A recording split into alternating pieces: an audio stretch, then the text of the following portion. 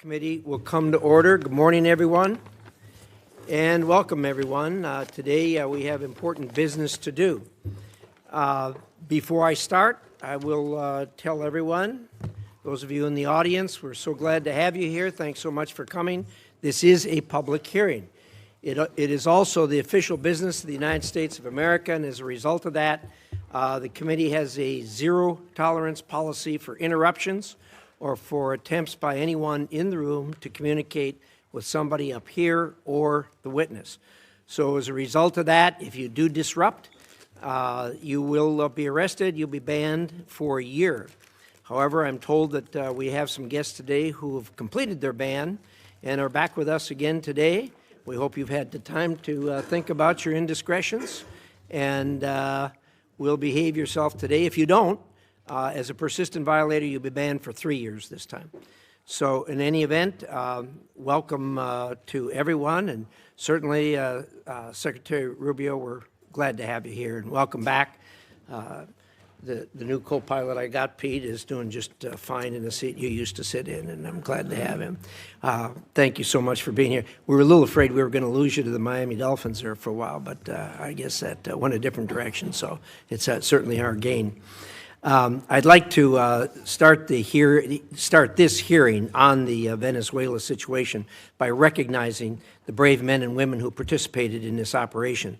The intelligence gathering, planning, and execution were incredible. Only the U.S. could have pulled off this mission, and that's only because of the dedication and professionalism of each and every one of our service members. As we know, much of their work is done in secret. But I do hope these people will receive the accolades that they so rightly deserve. I also want to acknowledge the leadership of President Trump that he has shown, and also you, Secretary Rubio.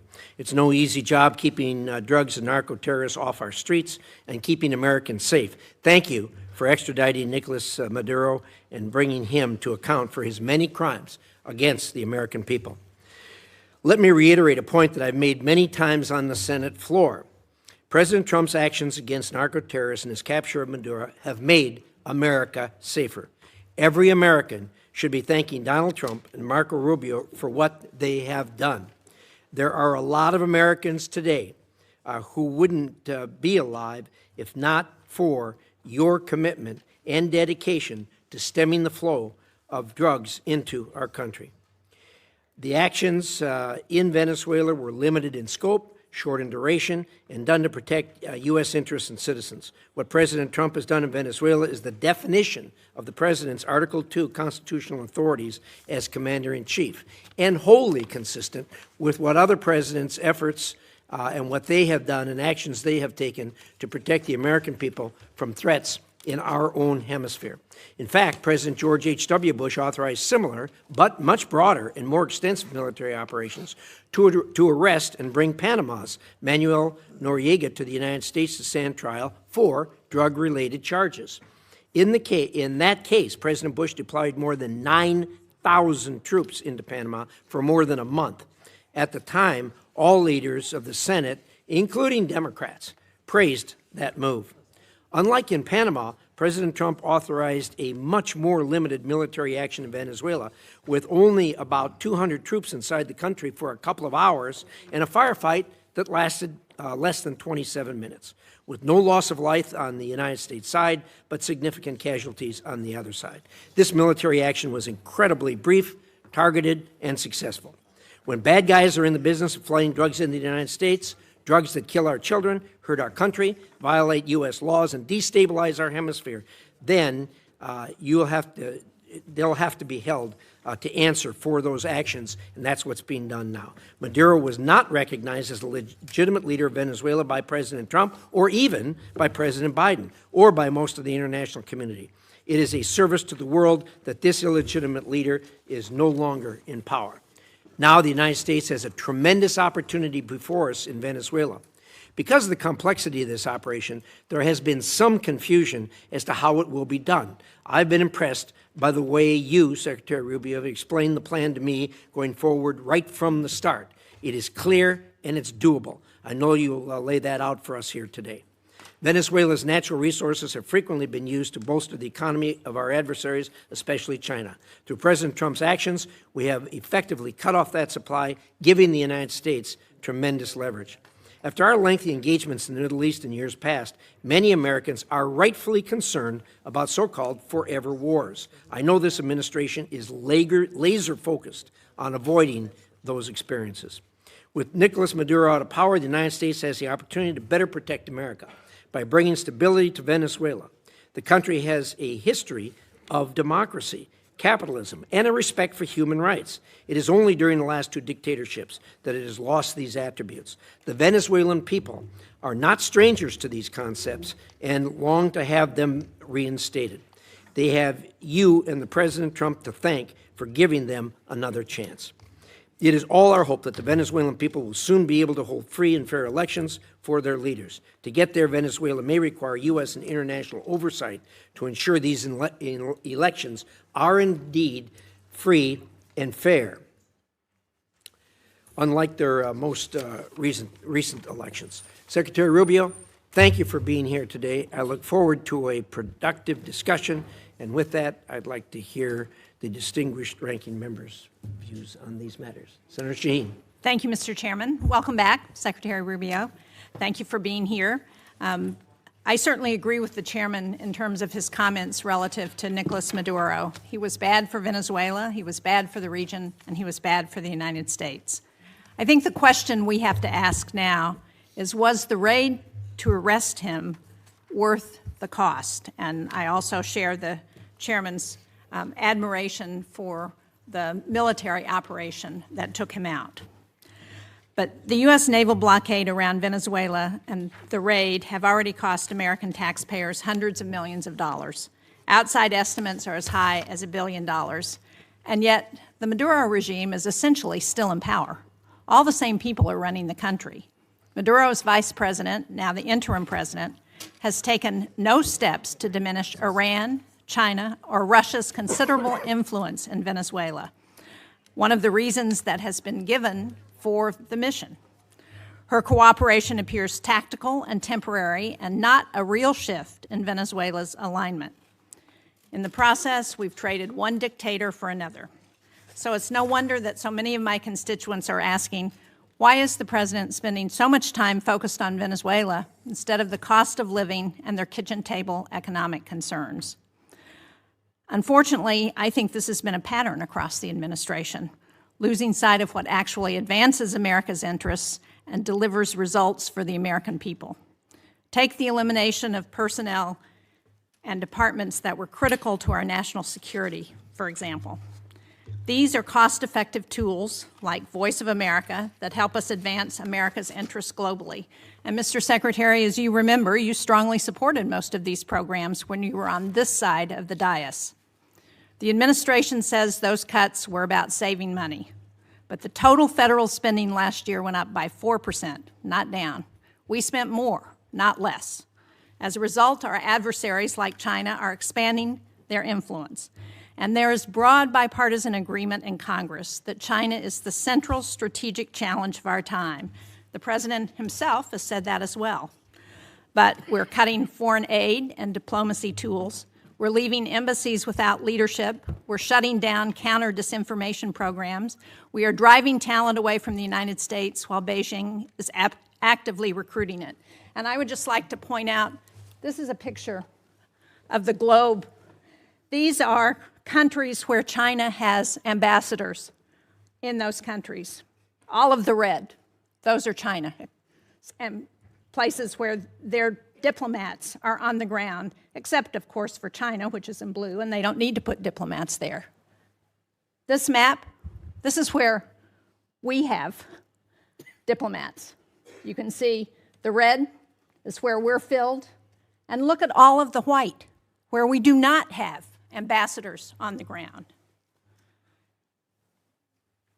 We're even giving China some of our most advanced semiconductors. And after a year of tariffs that were supposed to make us stronger, China has posted the largest trade surplus in history. And American families are paying more at a time when the prices were already too high. Since the start of the tariff campaign in 2025, U.S. manufacturing employment has fallen by anywhere from 50 to 70,000 jobs, depending on whose estimates you look at. That's a trend that undercuts promises that tariffs would bring factory jobs roaring back. And instead of creating a united front against China, we're pushing our closest allies into their arms. Just look at Canada, whose business with the state of New Hampshire has been really critical. They recently cut a trade deal with China because they no longer view the United States as a reliable partner. Pushing allies away like that is not strategic competition. It is unilateral disarmament. We see the same gap between rhetoric and reality in how this administration deals with other authoritarian regimes. At a time when Iran is violently cracking down on protests, the U.S. is coming to agreements to deport Iranians in this country back to Iran, people who will face persecution and interrogation by Iranian security forces. And yet President Trump told the Iranian people that help was on the way. But the United States has largely stood on the sidelines as the situation has deteriorated. Americans are right in thinking that the Trump administration is tougher on our allies than on most of our adversaries. I just returned from Denmark, where I met with Danish and Greenlandic leaders. Senator Coons was also on that trip. He led it. What I heard directly is that President Trump's threats to take Greenland have shaken public confidence in the United States to the core. And this from an ally who first recognized the new United States of America in 1792, has fought on our side in both world wars and in Afghanistan. And I heard from one Danish-American woman whose son holds both citizenships and is approaching conscription age, that she's worried that her son might one day be forced to choose between the two countries that he loves. That kind of fear would have been unthinkable 2 years ago, or 10 years ago, or 50 years ago. There is no strategic objective in Greenland that cannot be achieved through cooperation. The only thing these threats have accomplished is weakening trust in the United States. That trust is the foundation of our alliances, and at a moment when Russia is waging the largest land war in Europe since World War II, we should be strengthening allied unities. Instead, we're undermining it. European allies are worried about open conflict with the United States. Canadian trading partners are turning toward China instead of the U.S., and the constant threat of new tariffs raising prices and making it impossible for businesses to invest is ever present. So, from Venezuela to Europe, the United States is spending more, risking more, and achieving less. That does not project strength. It hands our adversaries exactly what they want. Thank you, Mr. Chairman. Thank you, Senator Shaheen. We're now going to hear from Secretary Rubio. After that, we'll do a round of 5-minute questions. And so with that, Secretary Rubio, welcome back to the committee. Love to hear what you have to say. Thank you. I appreciate it. And I'll be brief in my opening statement so we can leave more time for questions. I've submitted a written statement, but I'm not going to use it. I'm just going to talk to you guys for a few minutes. And all right, here we go. Suspend. You know the drill. Off to jail. That's a war crime. That's a 1-year ban from the committee. Anyone who is a persistent violator will be banned for 3 years. So don't know whether the guy falls in that category. Looks like it. I hope after 3 years he'll find a more productive means of employment. Secretary Rubio, we have 2 hearings a week. You know, you seem to have a more robust following than most of our witnesses that come before us. But anyway. There'll be a couple more, so thank you for stopping the clock, but I appreciate it. So, and I know there's a lot of other topics you're going to ask me about, so we can talk about those, including the ones that Senator Shaheen just outlined. But let me just talk about Venezuela in particular. Please. I think we can talk, if you want. I'm sure your questions will be about what happened before and led up to in the operation. I want to focus my comments this morning on what happens now and moving forward, because you're going to ask about the going back. And let me just say this. What is our goal going in? We had in our hemisphere a regime operated by an indicted narco-trafficker that became a base of operation for virtually every competitor, adversary, and enemy in the world. It was, for Iran, their primary spot of operation in the Western Hemisphere was Venezuela. For Russia, Their primary base of operation in the Western Hemisphere, along Cuba and Nicaragua, was Venezuela. In the case of China, China was receiving oil at a huge, about $20 a barrel discount. And they weren't even paying money for it. It was being used to pay down debt that they were owed. This is the oil of the people of Venezuela, and it was being given to the Chinese as barter at a 20%, at a $20 discount per barrel in some cases. And so you had basically three of our primary opponents in the world operating from our hemisphere from that spot. It was also a place where you had a narco-trafficking regime that openly cooperated with the FARC and the ELN and other drug trafficking organizations using their national territory. It was an enormous strategic risk for the United States, not halfway around the world, not in another continent, but in the hemisphere in which we all live. And it was having dramatic impacts on us, but also on Colombia and on the Caribbean basin and all sorts of other places. It was an untenable situation, and it had to be addressed. And it was addressed. And now the question becomes what happens moving forward. As I've described to you in previous settings and in individual conversations, we had three objectives here. The final, I'll work it backwards because the end state here is we want to reach a phase of transition where we are left with a friendly, stable, prosperous Venezuela and democratic, in which all elements of society are represented in free and fair elections. By the way, you can have elections. You can have elections all day. But if the opposition has no access to the media, if opposition candidates are routinely dismissed and unable to be on the ballot because the government, those aren't free and fair elections. That's the end state that we want. Free, fair, prosperous, and friendly Venezuela.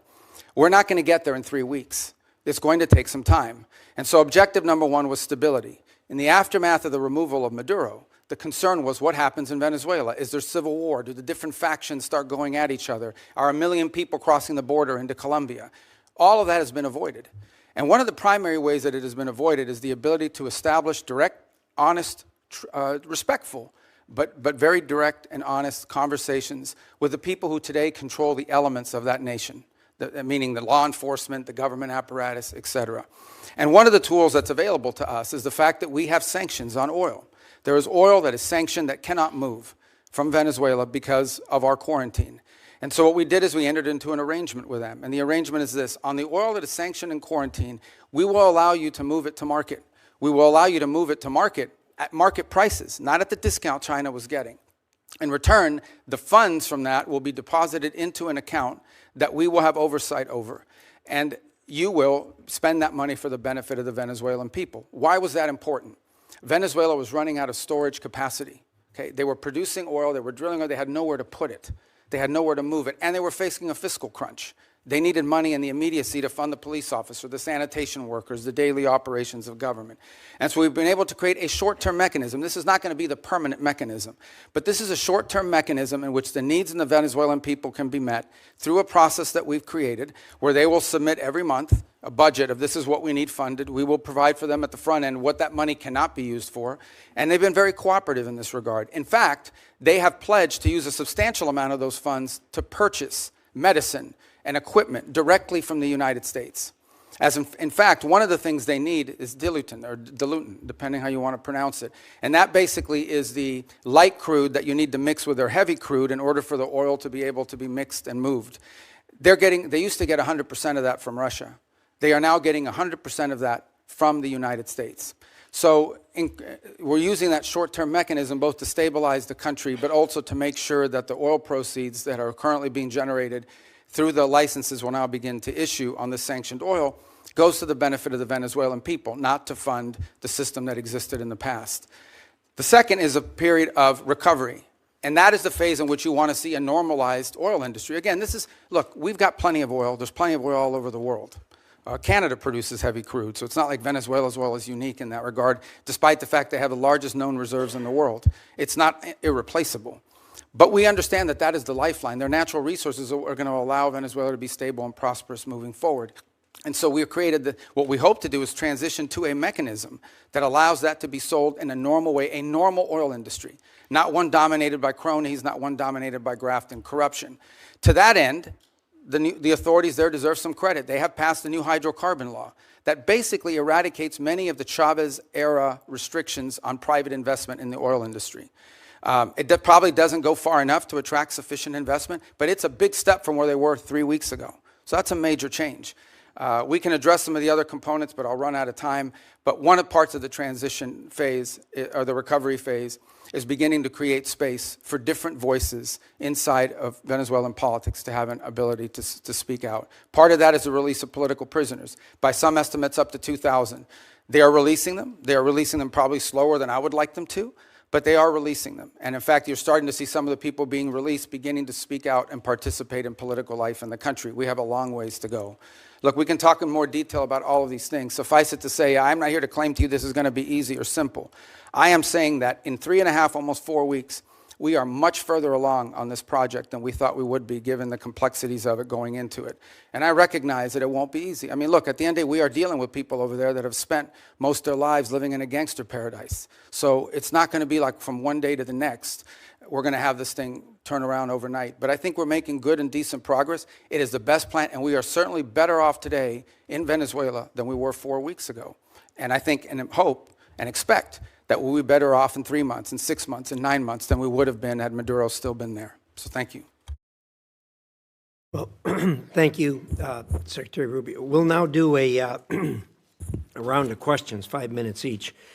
I'd like to start, and I'd ask you to go. I understand we're not in a classified setting, but I think a lot of people had no understanding of the groundwork that was done before the actual action took place.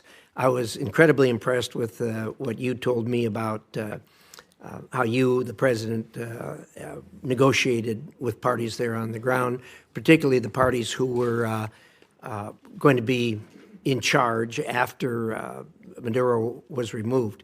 And I wonder if you could talk about that for a minute, understanding that we aren't in a classified setting. And I'd like to, if you could, say a few things about it. Well, one of the things I've come to maybe more fully appreciate than I didn't when I was here in the Senate was the number of contingencies that the Department of War plans for all over the world. The overwhelming vast majority of them will never come to fruition. But there's all kinds of contingencies that are planned for. And one contingency that had to be planned for is the fact that sitting in Venezuela with a $50 million reward on his head was an indicted narco-trafficker. In fact, I believe it's the largest reward we've ever issued for anybody. I would remind everybody the Biden administration had a $25 million reward on an indicted narco-trafficker, the same person. And so, multiple administrations from both parties have wanted this man arrested. And one of the options the president had before him was the opportunity, if things didn't work out, to go in and remove this individual because he was wanted in a law enforcement operation. Now, obviously, a law enforcement operation against the de facto head of a regime is not as simple as going after some fugitive hiding in a closet somewhere. It required planning, and it required eliminating anything that was a threat to the forces that were going in to extract him. I want to be clear, and I'll share with you what I've shared publicly. We made multiple attempts to get Maduro to leave voluntarily and to avoid all of this because we understood that he was an impediment to progress. You couldn't make a deal with this guy. Okay? This guy has made multiple deals. He's broken every one of them. As a point of example, he made a deal with the Biden administration, and here was the deal that he made. It was a bad deal. We knew he wouldn't keep it. He made the following deal. Pardon my nephews, his nephews, who were convicted narco-traffickers, convicted already and serving time in jail. Pardon them. Pardon and release Alex Saab, who was his money man, his bag man, primarily in charge of the portfolio with Iran. Release these people. He, in turn, agreed to release some political prisoners, which he did. Many of them were subsequently exiled or rearrested, and that he would hold free and fair elections, which he did not. In fact, he basically disqualified Maria Corina Machado and any other candidate. And Edmundo Gonzalez ends up being the nominee for the opposition party simply because they forgot to ban him. And they forgot to put him on the ban list. And then despite that, he loses an election that everyone around the world recognizes an illegitimate election.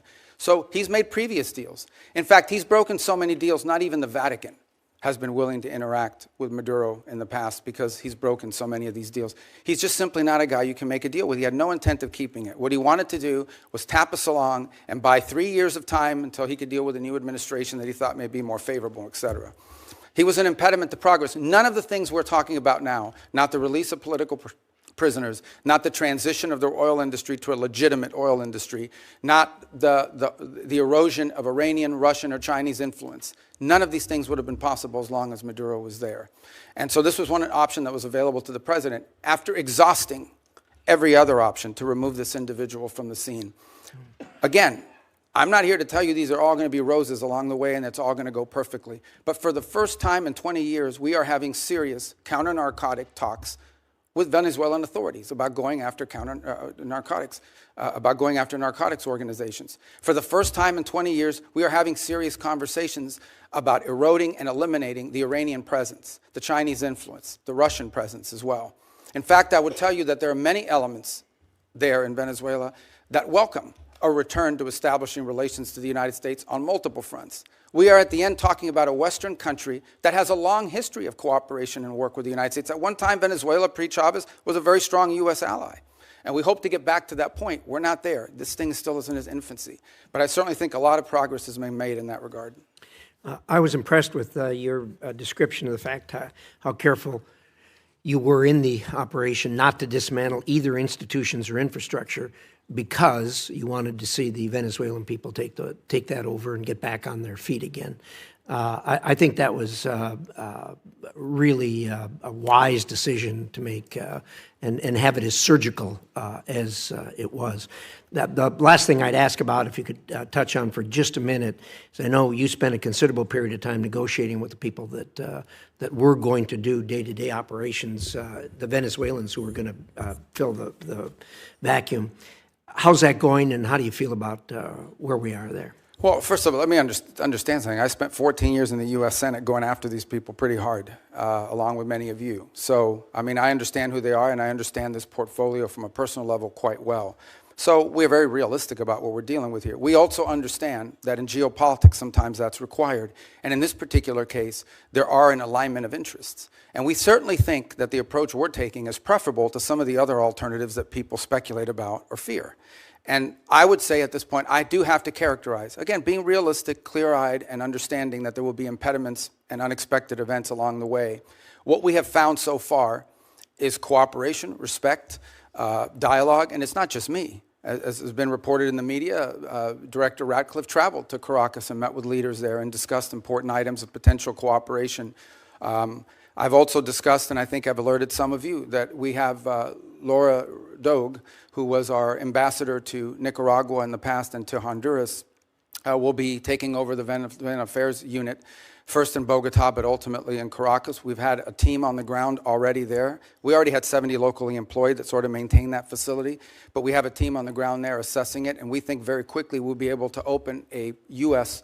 diplomatic presence on the ground, which will allow us to have real-time information and interact, by the way, not just with officials in the regime and with the interim authorities, but also interact with members of civil society, the opposition. We think we're going to be much further along when we get them along the way. They've been very cooperative on that front. Obviously, there's some hard asks along the way. We'll see what the response is to those. But whether it's General Kane with his counterpart, or Director Ratcliffe, or myself with Delcy Rodriguez, we've established what I think so far has been a very respectful and productive line of communication as we go through this stabilization phase and towards the recovery phase. But there's a lot of work to be done here, and we ultimately are going to judge actions, not words, and that's what we're hoping to work towards. Well done, Senator Shaheen. Thank you. I'm pleased that we are looking at a diplomatic presence in Venezuela in the near future. I think that's very important. But the DEA has reportedly identified Delcy Rodriguez as a significant actor in the drug trade. Do you agree with that? And if you do, how are we to assure the American people that the money that's going to Venezuela is not going to any of the cartels or drug running? Yeah, and that, well, first of all, on the first point, I would say she's not indicted the way Maduro and his wife were. So I'm not going to speculate about newspaper articles and what law enforcement is working on. If, in fact, there were such an investigation, that's something that we would speculate on. Suffice it to say that this was not a normal system. We all should stipulate to that, okay? That regime, as everyone understood, was held together by corruption. The glue that kept people together was not loyalty to Maduro. It was the fact that these 5 guys had 5 separate oil fields that were assigned to them. These people had drug routes. I understand that. So that's going to be I'm not defending the regime. In fact, I'm concerned that we haven't really changed the regime enough, and that America's dollars are still going to drug runners and to significant organizations who we don't want to have benefit from the funding that we're selling now of oil and providing to the Venezuelan Yeah, government. look, no, I acknowledge that we are dealing with, I told you, with individuals that have been involved in things that in our system would not be acceptable, would not be acceptable to us in the long term. By no means is our policy to leave in place something permanent that's as corrupt as you've described. We are in the transition and stabilization phase. We are just acknowledging reality, and that is you have to work with the people that are in charge of the elements of government. Okay, but now, can what you are the reassure systems? people that So money the way is not going, Yeah, continuing to go to the drug cartels? Right, so that's the process that I outlined to you. So on the sanctioned oil, the oil that requires U.S. permission to move, that oil, the proceeds of that oil, which by the way is being sold at market price, not at the discount Venezuela was being forced to sell, is being deposited into an account that ultimately will become a U.S. Treasury blocked account here in the United States. They will submit, we will at the front end say this is what this money can be spent on these things. We will submit to them. They will submit to us a budget request. We want to use this money for these things. And part of the proceeds will go to fund a audit process to make sure that that's how the money is being spent. So and that's how we intend to handle those funds in the short term. There's an actual audit process that's been set up? Who is It will be set up, and responsible? we have a couple options. One option is the XM Bank. They have expertise as bankers in being able to do some of that option. There may be some others in place. We haven't finalized what that audit process would be. We've only made one payment, and that payment we did, and retrospectively will be audited, but it was important we made that payment because they had to meet payroll. They had to keep sanitation workers, police officers, government workers on staff. It was a $300 million payment. Right, so it's been reported that the oil sold for $500 million, that $300 million went to Venezuelan government. What happened to the other $200 million? It's still sitting in the account, is my understanding at this time. The account in Qatar? Well, the account, yes, but that will ultimately be that's a short-term account. Ultimately, it will be a U.S. Treasury blocked account in the United States. And will it also be audited? Correct. Well, the audit will be on the expenditures.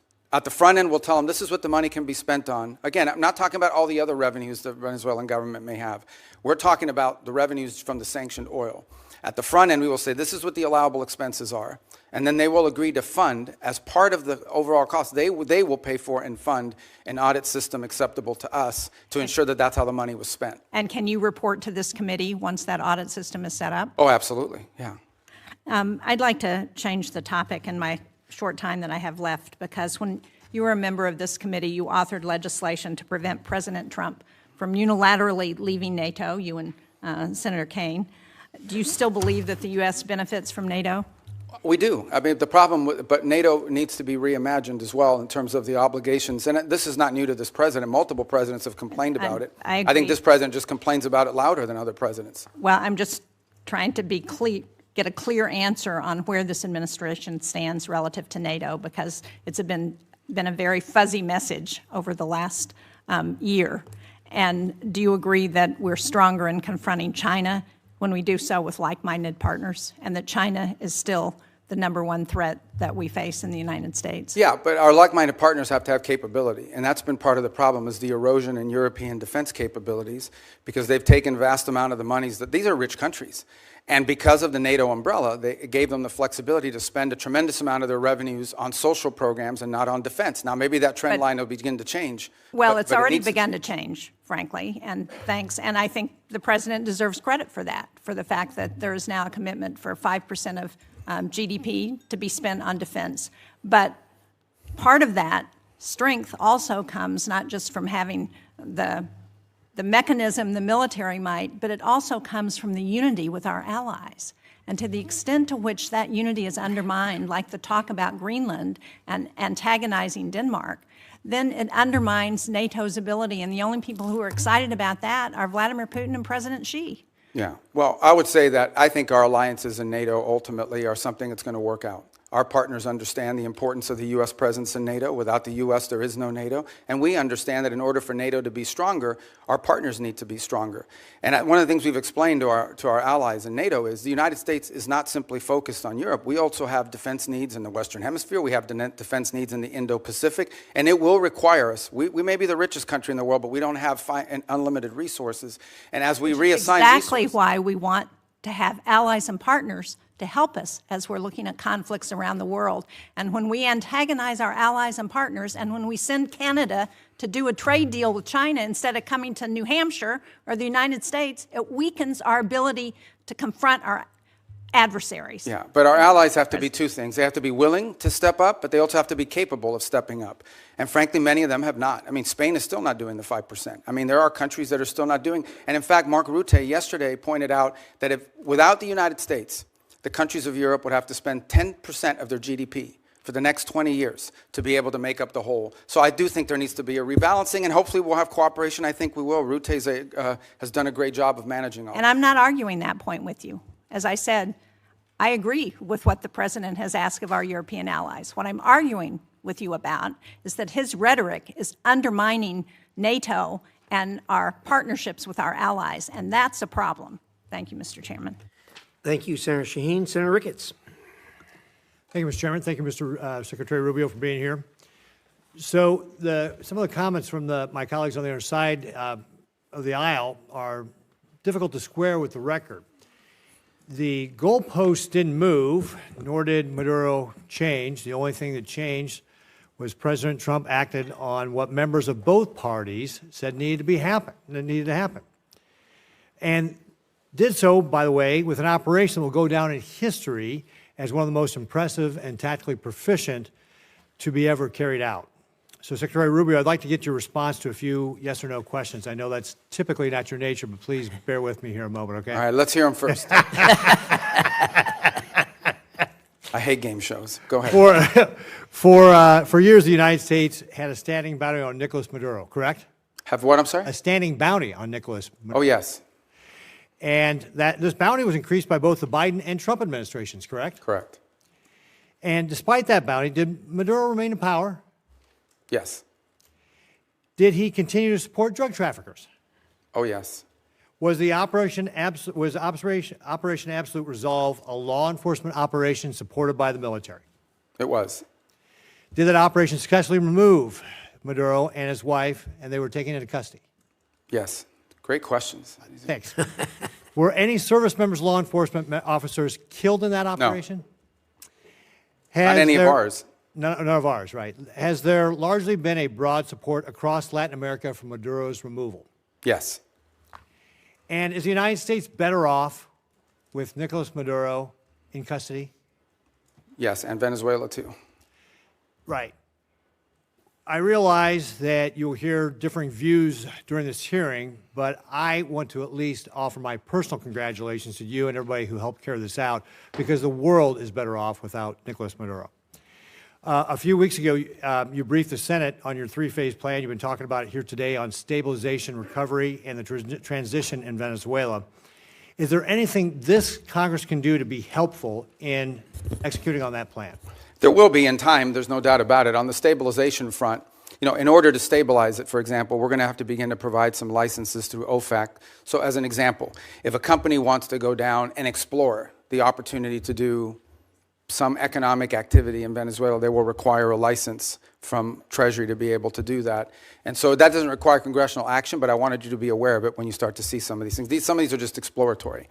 The second is, I think in time, look, Venezuela is a very wealthy country. This is not a country that's going to require money from the United States to rebuild, to stabilize, to transition. It really isn't. It has the ability to be, and it has been historically, the wealthiest country in the Western in Latin and South America, in many cases. The problem is that the wealth of the country was being stolen. And so part of both the recovery and the transition phase is ensuring that you leave in place a prosperous, free, democratic, allied with the United States and friendly, but also prosperous Venezuela, where the resources of the country are being done responsibly, are being utilized responsibly and to the benefit of the people and their economy. So in time, I imagine we will be coming back to you with specific legislation that may be required to assist in that function. But we don't expect that this is going to require any spending on our part. On the contrary, unlike many of the other parts of the world we've gotten involved, Venezuela we're not spending any money in Venezuela right now other than whatever it costs to stand up our embassy. Let me switch gears on you a little bit. One of the common criticisms after Maduro's capture was that this would incentivize communist China to take similar actions in Taiwan. In my opinion, this couldn't be further from the truth. For starters, communist China doesn't care about international law or norms. They've demonstrated that repeatedly. Just ask the Philippines. Nor does it believe in international law, even applies to Taiwan. But most importantly, Xi Jinping's calculus on whether to take kinetic action against Taiwan rests solely on whether or not he believes he will be successful or not.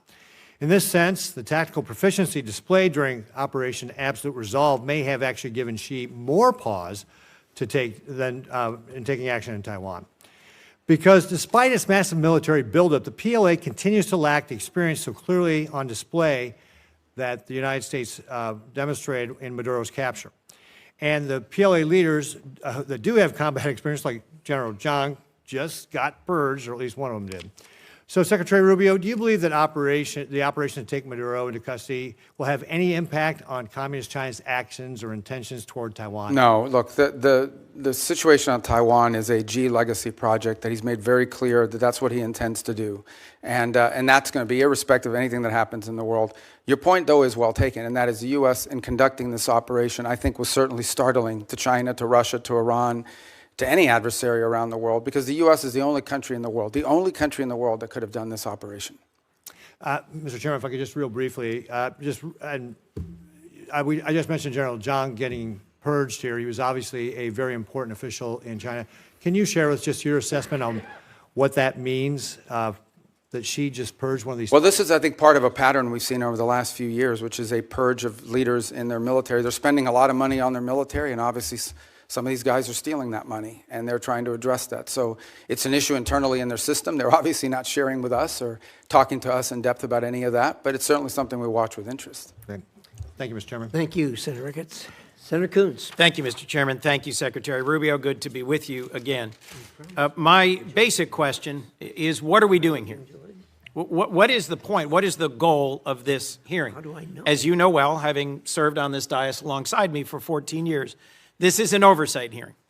And the purpose of oversight is to encourage, if necessary, to compel consultation between the administration and Congress. And I just wanted to raise with you at the outset, of course the Commander-in-Chief has, under Article 2, the power to defend the American people against an imminent threat or an incoming attack. How else could we be kept safe? But our Article 1 power requires consultation. I'll agree with all of my colleagues. Nicolas Maduro's a bad guy. He was indicted. There was a bounty on his head over several administrations. His removal, flawlessly executed by American troops, thankfully none of them hurt, did cost the lives of 75 to 100 Venezuelans and Cubans, was a dangerous and high-risk maneuver. I am glad that it ended as well as it possibly could. But the point here that I want to make first is that it was rehearsed for months. The administration had a number of contingencies it was trying to navigate through. But over the course of months, when the administration was taking strike after strike after strike against drug trafficking boats, in several instances where senior leaders of the administration briefed this committee and others, we were told that military action to remove Maduro was not on the table, that the campaign to try and deter drug trafficking was not going to include the exact military action that followed. Yet it was being rehearsed. If there was time to practice, there was time to consult. And consulting with Congress is not just some high-minded principle, not some abstract thing, not a nice to have. It's a got to have. And look, the chairman opened by saying that this was limited in scope and duration, that it was executed flawlessly, and we should all be happy about the result. That much I agree with. But our president continues to threaten Delcy Rodriguez and the remnant of the Maduro regime with military force if they don't comply. We should know, what are the policies, what is the path, what is the plan forward? You and I both know the long and painful history of wars that began and seemed to be resolved and then opened up into excruciating, expensive, years-long conflicts. In Iraq in particular, in Libya and elsewhere, things do not always go as planned. And so consultation with Congress that is truthful and forthcoming and transparent is critical. In your service in this body, you knew that, you experienced it. I was in the room as you held to account members of previous administrations for not coming forward as they should have. So, look, in order to avoid our men and women in our armed forces going into harm's way, doubting whether they have the support of the Congress, consultation, hearings, and deliberations are required. I understand the risk of leaks. That's a risk every administration takes. But at the end of the day, our framers entrusted the power of the declaration of war to this body, not to the executive. And where there is the time to consult, there has to be consultation. Second, I just wanted to talk about allies and alliances. I was just in Europe. I led a bipartisan delegation, as Senator Shaheen referenced, to Denmark. And our president's comments about NATO, about Denmark, and his attempts to coerce Denmark into giving up Greenland are appalling. They profoundly harmed our security. And I am asking you to do everything you can to reinforce our commitment to NATO. I was concerned that you just said NATO needs to be reimagined. Let's just be clear about the record. You know as well as I, Article 5 has only been invoked once, and it was in defense of us after we were attacked. Danes and soldiers from almost every other NATO ally deployed and served, fought, and died. 52 days. And for me, the most emotional moment of my visit to Denmark was laying a wreath at the memorial to the Danes who served, fought, and died alongside Americans. So when our president says we never asked for anything from NATO, and they never gave us anything, and you suggest that they aren't carrying their weight, whether it's in bases, or in access, or in troops, or in service, it is allies that will keep us safe in the Indo-Pacific. Our treaty allies, Korea and Japan and Australia and the Philippines, are going to be critical to Indo-Pacific security against our principal threat, China. And in Europe, I'm worried that the very foundations of trust are being shaken. Our democracy depends on consultation with Congress that is truthful and timely, and the confidence of our allies depends on them knowing where we're going next. Today, an armada is steaming towards Iran. Our president is on social media threatening Iran, and I hope I can count on you, Mr. Secretary, to consult with us and inform us before our next actions, whether against Nigeria, Colombia, Cuba, Iran, or anywhere else. And I hope and believe that I can count on you to reinforce the sanctity of NATO, not to reimagine it, but to reinforce it. Thank you. Well, let me unpack the 3 points you touched upon: consultation, NATO, Greenland, alliances in Greenland. Let me tell you on the consultation. Look, this has been a point of tension, not just in this administration and Congress, but in multiple administrations. As you rightly pointed out, I was a big fan of consultation when I was sitting over there. Now, you know, it's a different job, different time. But it's not, that's not necessarily the point. This is a very unique situation that we faced here. The fact of the matter is that our mission, and the one you were briefed on and talked about, that mission remains ongoing, and that is the counter-narcotic mission that we continue to carry out. As controversial as it may be, you may not all be fans of it, obviously, but it is happening in the Eastern Pacific, and it is also happening in the Caribbean Basin. The problem is, or the good news is, there aren't a lot of drug boats moving in the Caribbean Basin anymore, and that's what we had briefed Congress upon. This specific mission that you've talked about, one of the reasons why you rehearse it is to see if it's even feasible, to basically go to the president and say, is this something that's even an option on the table? The truth of the matter is that this mission could not have been briefed to Congress because it wasn't even in the realm of possible until very late in December, when all of our efforts to negotiate with Maduro had failed, and the president was finally presented these options and made these decisions. It was also a trigger-based operation. It may never have happened. It required a number of factors to all align at the right place at the right time in a very limited window, and it wasn't even clear if it was ever going to be possible. There's also the aspect which I do not control, and that is deference to the Department of War on operational security. Despite the fact that we had kept this quite constrained, the truth of the matter is that this was leaked. We now know it was leaked by a contractor at the Department of War that, had it been published, would have endangered the lives of people and/or would have probably canceled the ability to carry out the mission. So this is a real tension, and one that I'm doing the best I can to try to manage within the constraints of two things: operational security and also decisions being made. There are multiple contingencies for events all over the world, including some that none of us think were ever going to come to fruition. And in this particular case, one of the reasons why you rehearse these things in advance is to know whether it's even possible. Is this even doable? And what are the risks associated with doing? So you can present options to the president, who ultimately makes these decisions. In the case of reimagining NATO, it most certainly has to be reimagined. And the reason why it has to be reimagined is not because its purpose is reimagined. Its capabilities have to be reimagined. Let me give you as a point of example. There's a lot of talk about security guarantees. And it's something that there's general agreement about now with the case of Ukraine. But those security guarantees basically involve the deployment of a handful of European troops, primarily French in the UK, and then a U.S. backstop. But in fact, the security guarantee is the U.S. backstop.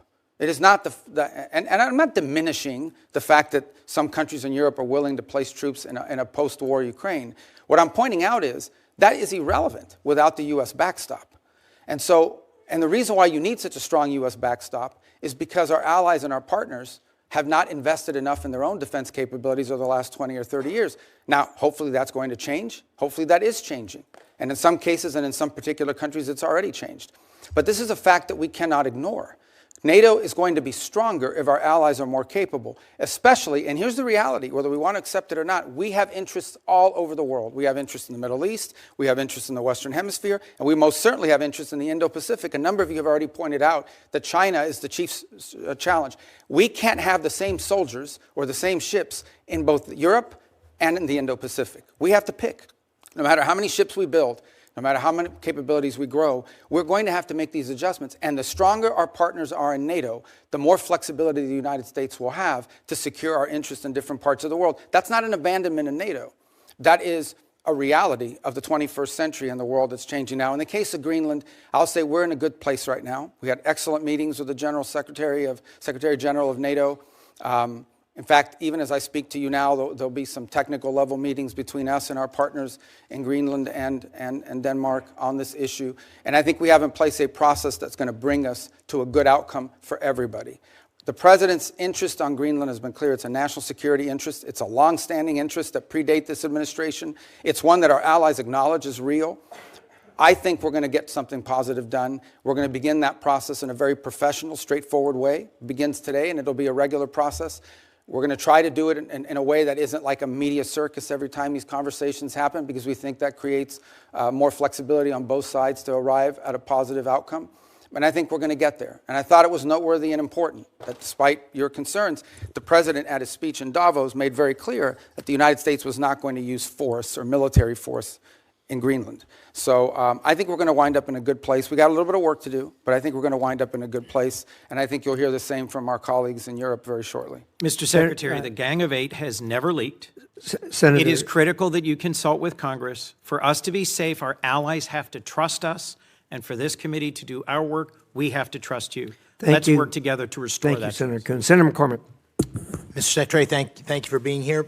Defending American interests in the face of Russian, Iranian, and Chinese encroachment in the Western hemispheres, it's a key to the Trump corollary of the Monroe Doctrine.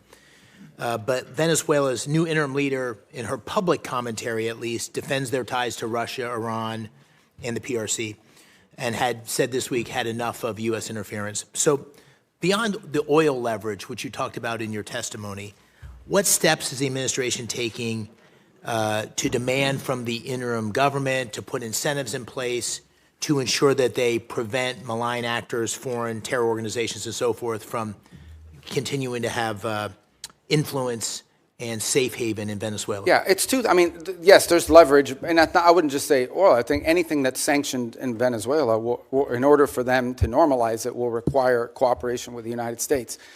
But it's not just leverage, it's also their national interest. It's an alignment of their interest. The truth of the matter is that the United States will be a far better partner for a future Venezuelan government that's free and democratic, and even for the current authorities, than some of the partners they've signed up with now.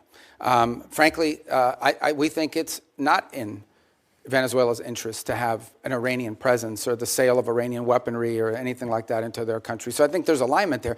We think and can argue that some of these criminal elements, which they've allowed to act with impunity in parts of their country, is a deal with the devil. In the short term, it provided revenues to some corrupt regime officials, but in the long term has created real destabilization, not for just them, by the way, but also for Colombia. Just understand something. The FARC dissidents and the ELN operate with impunity from Venezuelan territory. They control Venezuelan territory. Yeah. And some of that was through deals with individuals aligned with the regime because they made money off of that. But we don't think that's in the long-term interest. Do they agree? And what's been expressed to us by leaders of the interim authorities is that they agree. And now we're going to test it. Despite the public commentary, there's a recognition, you think, and progress. Look, we all have politics. Yeah.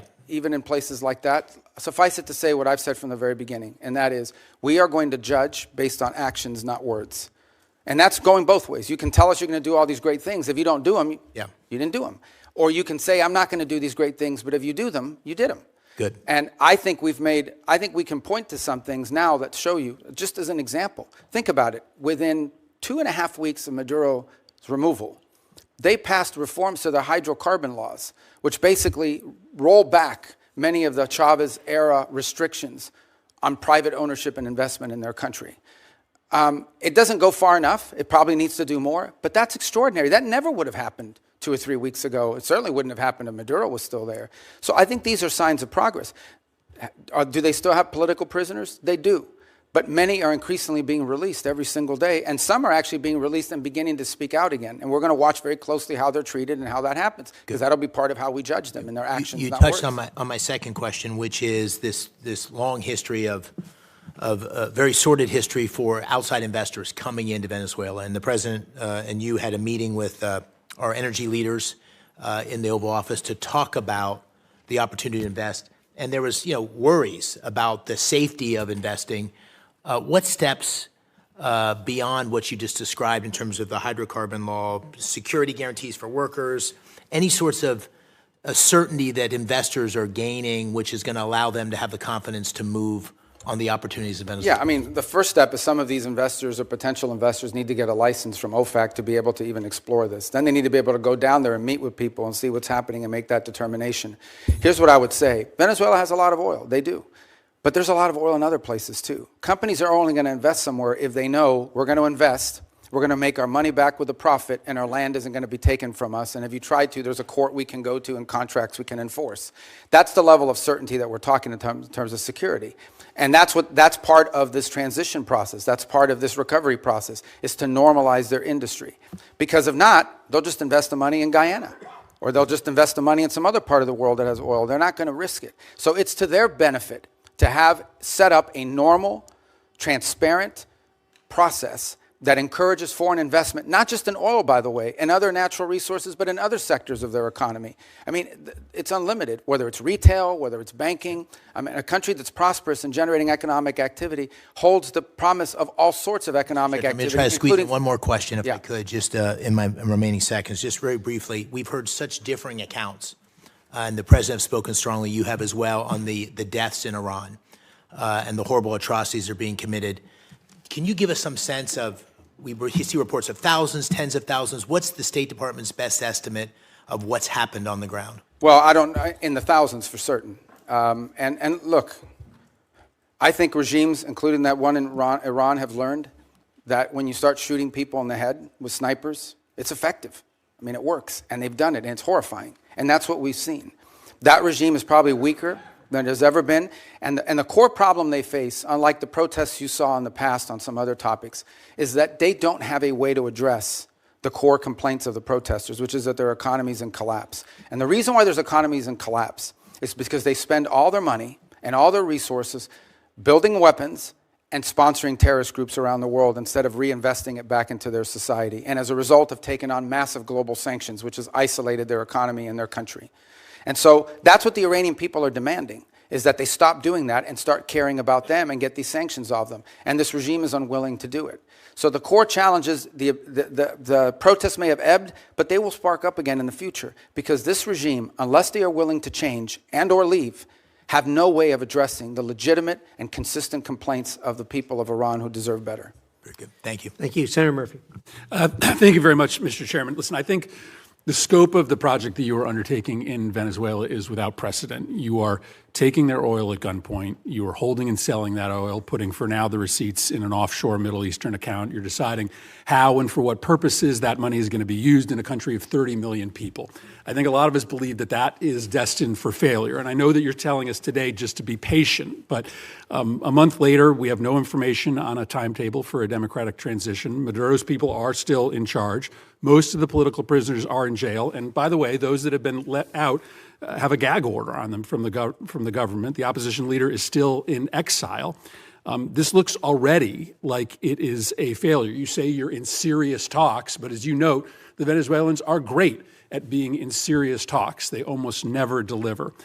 So I'm just going to give you my three questions and hope that you'll answer them, because I do think we want to try to understand how to judge the efficacy of this as time goes on, because I worry you won't be back before this committee anytime soon, and to understand whether this is just facilitating corruption. both in Venezuela and here at home. So here are my three questions. First, reports are that you've given no-bid licenses to two companies to sell Venezuela's oil. One of them is a massive donor to the president. To many Americans, that reeks. And so my question is, can you commit that partners for future sales are going to be chosen through a fair, open selection process? Second, if Delcy Rodriguez, who is an unelected leader, the head of Maduro's torture operation, is still in power 6 months from now, does that mean that your policy is a success or failure? How do we judge when we've had enough of Rodriguez? And third, in your testimony, you reserved the right to use force again in the future if the Venezuelan government isn't complying with your requests. So if, for instance, they refused to give you access to the oil in the future, if they said, we're just going to keep it for ourselves, would this cause you to consider military action? And do you concede that if you're using military action simply to try to compel cooperation from the government, you absolutely need congressional authorization for that? So if you can answer those three questions. So the first question was about the trading companies. The second is about Delcy still in power 6 months from now. 6 months from now. And the third is on the use of force. Yes. Okay. On the first one, the two traders. So here's the problem we faced. The problem we faced in the short term is they had no place to put oil. They were running out of storage capacity for their oil. We had to move that oil to market very quickly. The only way to move it to market very quickly is to plug into these two primary trade companies that could sell it in the open market. That is not the permanent outcome here. That is a short-term fix to a short-term problem, which is they were literally storing oil. They brought in tankers and had tankers sitting offshore just to hold their oil. At some point, their capacity to produce was going to be shut down and their ability to generate revenue. So we had to move that oil very quickly. The long-term plan is not those two trading companies. The long-term plan is for them to have a normal energy program that sells directly into the market, directly, to refineries and to companies that are exploiting and exploring it. For example, Chevron has operations there that never stopped. They seek to expand those operations. They don't need those trading companies. So those trading companies were a short-term fix for a very acute problem because we wanted to prevent societal collapse because they had no money for revenue. On the second point about her being still in power, look, let me say this, a couple things. This is not unprecedented. I can point to a number of places, Spain, Paraguay, two examples of places in which there was a transition, from an autocratic regime to a democratic regime, and it took time. I can't give you a timeline of how long it takes. It can't take forever. It's not even been 4 weeks since Maduro was reduced. A year, two Well, I think years? we need to be, let me put it to you this way, we need to be much further along 6 months from now, even 3 months from now. That may not be satisfactory to you, but I'm saying we have to be much further along 3, 4, 5 months. 3 or 4, 5 months from now cannot look like what today looks like. And I think there's acknowledgement on both sides of that. I can probably give you a better answer, and this is not deflecting, when we finally have people on the ground like the ambassador and the team around her on a daily basis that are interacting. Because one thing is for me to pick up the phone and talk to Delcy Rodriguez 3 times a week. Another thing is to have someone on the ground on a daily basis that's following these events, is talking to civil society, but also engaging with interim authorities. But the fact of the matter is that, yes, we want to see quick progress. As you said, it's unprecedented, okay? All I'm saying to you is, before this was stagnant. Before this, we had spent 14 years, you were involved in some of those efforts, 14 years trying to change the dynamic in Venezuela. 13, 12, 11, 10, it was a big part of my career in the Senate was spent on this. This is the first time in over a decade that we see even the glimmer of an opportunity to change conditions.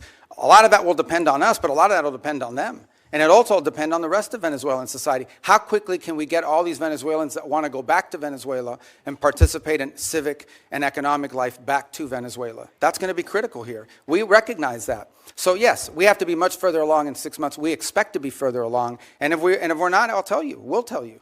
On the third point of use of force, look, the president never rules out his options as commander-in-chief to protect the national interest of the United States. I can tell you right now with full certainty, we are not postured to, nor do we intend or expect to have to take any military action in Venezuela at any time. The only military presence you will see in Venezuela is our Marine Guards at an embassy. Okay, that is our goal, that is our expectation, and that is what everything that outlines towards. But that said, if an Iranian drone factory pops up and threatens our forces in the region, the president retains the option to eliminate that threat. I'm asking a more specific question because in your testimony you suggest that you would use force to compel cooperation, for instance, with oil sales. Do you agree that you have to come to Congress to get authorization if you were simply using force to try to compel cooperation? Well, there's two things. There's the It seems like under an the easy War answer. Powers Act. No, under the War Powers Act, if we're going to be involved in something that's going to put us involved in a sustained way, we have to notify you within 48 hours after the fact, and then if it's going to last longer than 60 days, we have to come to Congress with it. We don't anticipate either of these things having to happen. Everything is moving in a very different trajectory right now. On the other hand, if we tell them we don't want to see drones from Iran, as an example, pointed at the United States or threatening our forces or our presence in the region or our allies' presence in the region, and they refuse to comply with that, the president does reserve the option in self-defense to eliminate that threat. We don't see that. We don't anticipate it. But it could happen. But we hope not. We don't want it to happen. On the contrary, if we had to take military action, it would set us back on all these other things that we're talking about. I can tell you military action is not good for, recovery and transition. That's not what we hope to see. It's certainly not our goal here. But a lot of that will depend on them. But I think it would require the emergence of an imminent threat of the kind that we do not anticipate at this time. But that's not, they get a vote on that too. Senator Brasso. Thanks very much, Mr. Chairman. Mr. Secretary, great to see you. Congratulations. What you and President Trump have demonstrated in the past year is clearly peace through strength, and I appreciate the leadership from both of you. We've talked a lot about Venezuelan oil. You know, I focus a lot on energy going to China, and 3/4 of all the oil that went from Venezuela out of the country there last year, 75% of it went to China. They got it at deep discounts. They lots of money back to Venezuela through oil for loan deals. Since the start of this blockade, basically Venezuela crude shipments to China have fallen dramatically. Can you assess or talk a little bit about the impact this has on China's broader energy strategy? Just to be clear, it's a quarantine, not a blockade. A blockade is an act of war. It's a quarantine, and it's been very effective in the sense that it's given us this leverage. In fact, can I just add something, and this might be to Senator Murphy's question as well. The Venezuelan authorities are now identifying ships that they want us to grab. In fact, about a week and a half ago, we grabbed one of these ships. That was, because here's what happened in the aftermath of the Maduro. About 5 ships took off without authorization from the Venezuelans, because they were controlled by some network in the country. With the cooperation of the interim authorities, we seized one of those ships, we brought it back into Venezuelan waters, handed the ship off to the Venezuelans, who in turn fed it into this mechanism, the short-term mechanism that I described to you was created. So we're seeing cooperation on that front. Now, I think your question more specifically was about China. Yeah, so look, China can buy Venezuelan oil, but they're going to have to buy it like everybody else in the world is going to have to buy it. Not the deep discounts. Yeah, at the normal price. And that money is going to flow back to the benefit of the Venezuelan people in a structured way. And I know that in the short term, that will involve this mechanism we've described. In the long term, our intention is that it would be governed by a democratically elected government. You know, I mean, like a normal country would handle it. But it's not just about oil. There's other economic activity, the full spectrum. I mean, Venezuela was, and still, we're not talking about some third world country here. I mean, we're talking about a country that doesn't just have wealth, it has memory, it has history of economic activity, of people who own chains of pharmacies. I know some of these people, of people who own chains of retail stores, including American retailers who had a presence there. We just want it to be a normal, prosperous country again, not a playground for Iran, Russia, and China in our own hemisphere. And we're going to try to help them get that because we think it serves our national interest. That will require actions on our part, not money, but ultimately that will require them. This is ultimately going to be on the Venezuelan people and Venezuelan society and Venezuelan leaders to make this happen. We're going to be there to help and assist and create the parameters for it, and we feel like we're making really good progress. If we make as much progress over the next 4 weeks as we've made in the last 3.5 weeks, I'll feel very good about that. If it slows down or it gets complicated, I'll certainly let you know. But our anticipation is that we're going to be able to continue to work cooperatively with them because it's in their interest and ours. But I will point out to this. After this operation happened, look at the people who criticized it. I mean, there were others. China, Russia, Iran, Hamas. These were the people that were upset about this strike and this raid and what we did. And I can tell you that in many countries in the Western Hemisphere, there was great pleasure in the fact that Maduro was removed and that it didn't involve an all-out war and an invasion. Since you mentioned Iran, and Senator McCormick mentioned Iran as well, a lot of oil is still going from Iran to China.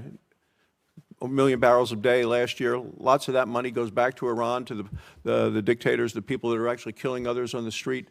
Can you talk a little bit about what we can do to prevent that from continuing to go and what we're doing to support the Iranian? Some of that is sanctioned oil. It just requires the willingness to enforce those sanctions. And obviously that comes with a cost-benefit analysis. The Iranians are also capable of seizing ships and doing that in retribution. But that's certainly something that will be under consideration, and others have done that in the past. And we have seized, for example, weapons shipments in the past that involve Iranian excuse. And in fact, some of the ships, remember, all of these ships that we're seizing with the oil are with court orders. They're either one of two things. We either have a court order from a federal judge that allows us to seize it because it's in violation of a sanction, or it's a flagless vessel in the shadow fleet. And many of these ships here involve Iran, and some of that oil was going to be ultimately transferred to the excess refining capacity that China currently has. As you mentioned the word shadow fleet, Senator Shaheen and I have legislation on subsea cables. I've asked you about that the last time we were here.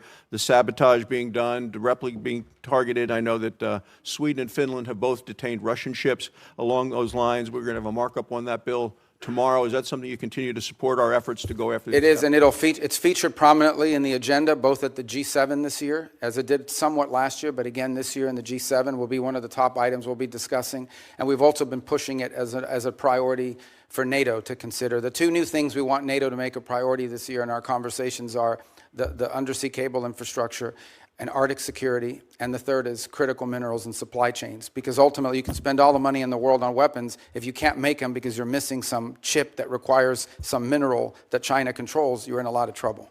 Thank you, Mr. Chairman. Thank you. Senator Keane. Thank you. We started this operation on September 2nd with the attack on Venezuelans in boats in open waters, and now we are nearly 5 months in. Next week is 5 months. Finally, a public hearing. Wow, how novel. Finally, a public hearing in the Senate or House. This is the first public hearing we've had. 200 folks who are on secret designated combatant lists have been killed. U.S. troops have been injured. Hundreds of millions of dollars have been spent. An armada amassed. The announcement of a new Monroe Doctrine, which does not land well in the Americas. Democrats have been asking over and over again, can we have a public hearing? Can we share what we know with the American public? Finally, a public hearing. But even that hearing is constrained. I'd like to talk about the complete weakness of the legal rationale about the strikes on boats in international waters, but I can't because the administration has only shared it with members in a classified setting. I can't tell you why the domestic rationale is hollow and the international rationale is hollow. I can't tell you why the rationale for attacking Venezuela is hollow because, again, the rationale has been shared with us in a closed setting. I can't share with you the grim details of the murder of shipwrecked survivors in open waters that we all know because we've seen the videos and we've questioned the U.S. military officials involved about legality because the administration will not release that publicly. They released the boat strike videos publicly, but they hid the second strike that killed struggling shipwreck survivors, even from Congress, for nearly 3 months, but I can't really talk to you about it.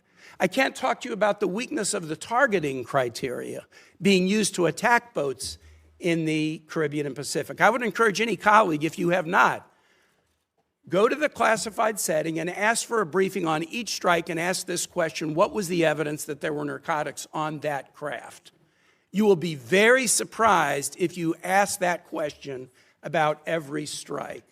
And so even in this first public hearing, 5 months in, there's a lot we can't talk about. If it was such a righteous operation, why is the administration and the majority in this Senate so jealously protecting the details about it from being revealed to the American public? I have Virginians deployed in this operation. I can't answer their families' questions. Thank God we're having a public hearing 5 months in. This is supposed to be the greatest deliberative body in the world. Mr. Secretary, who won the July 2024 Venezuelan presidential election? Oh, I think the whole world would acknowledge it was Edmundo Gonzalez. Who lost that election? Maduro. And his vice president, Delcy Rodriguez. Now, you have made the decision, the administration has made the decision in the aftermath of the attack that Delcy Rodriguez should be leading the country. Let me read something that President Trump said about her. on January 14 about Delcy Rodriguez, who lost the election with Maduro. We just had a great conversation today, and she's a terrific person. I mean, she's somebody that we have worked with very well. Let me tell you what Delcy Rodriguez said the day after Venezuela was attacked. Governments around the world are simply shocked that the Bolivarian Republic of Venezuela is the victim and target of an attack of this nature, which undoubtedly has Zionist undertones. What the hell did Delcy Rodriguez mean when she said this attack had Zionist undertones? I'm assuming you have no idea. Oh, I have an idea what she meant. I mean, what's the question? What does she mean when she says this attack has Zionist undertones? Look, I'd have to answer, but let me understand in a broader context. No one here is telling you that this is what we want to see in the long term. Okay. This is not a campaign to leave in place the system that's currently in place. Let me switch. But we either have, but I mean, the criticism of us is, all right, go ahead. No, go ahead. I'm ready to switch now to talk about somebody that you thought know you raised well. an important point. If I can get back to it, I will. You know well and you respect well Maria Corina Machado. Here's what President Trump said about her, won the Nobel Prize in the aftermath of the attack on Venezuela. I think it would be very tough for her to be the leader. She doesn't have the support within or the respect within the country. She's a very nice woman, but she doesn't have the respect. What did President Trump mean by that? Yeah. First of all, I've known Maria Corina for probably 12 years, 13 have. years. Have dealt with her probably more than anybody, as much as anybody on this committee has for certain. And I'll be meeting with her today, in fact. And we met with her a couple weeks ago. So here's the reality, though, and I think what the president was pointing to. And I think Maria Corina would acknowledge this. The only way I talked to her last week. Well, she's very disappointed in those comments, and so are Venezuelans in my state. Okay, well, she didn't share that with me or with us, but I would say this to you. The president is acknowledging is that today, as it stands, whether we like it or not, the elements of control in that country, the people with the guns, the people that control the guns and the institutions of government there, are in the hands of this regime. So we either, on the one hand, we're getting criticized. Some people are saying we don't want regime change. On the other hand, we're being criticized for not undertaking regime change. Mr. Secretary, what we're trying to trigger here is a process of stabilization, recovery, and transition to something where Maria Corina and others can be a part of. And that's what we're working You have for. respect for her, don't you? Sure. Okay, great. My last question is this. And so does the president, by the way. He met with her. They had a great meeting. And he actually spoke to her last week in my presence. Here's what he said after that meeting. We're talking to her, and maybe we can get her involved in some way. I'd love to be able to do that. Maybe we can do that. We'll set the terms for this Nobel Prize winner having a leadership role. Last question is this. You talked about the speech in Davos. Here's something the president said in Davos.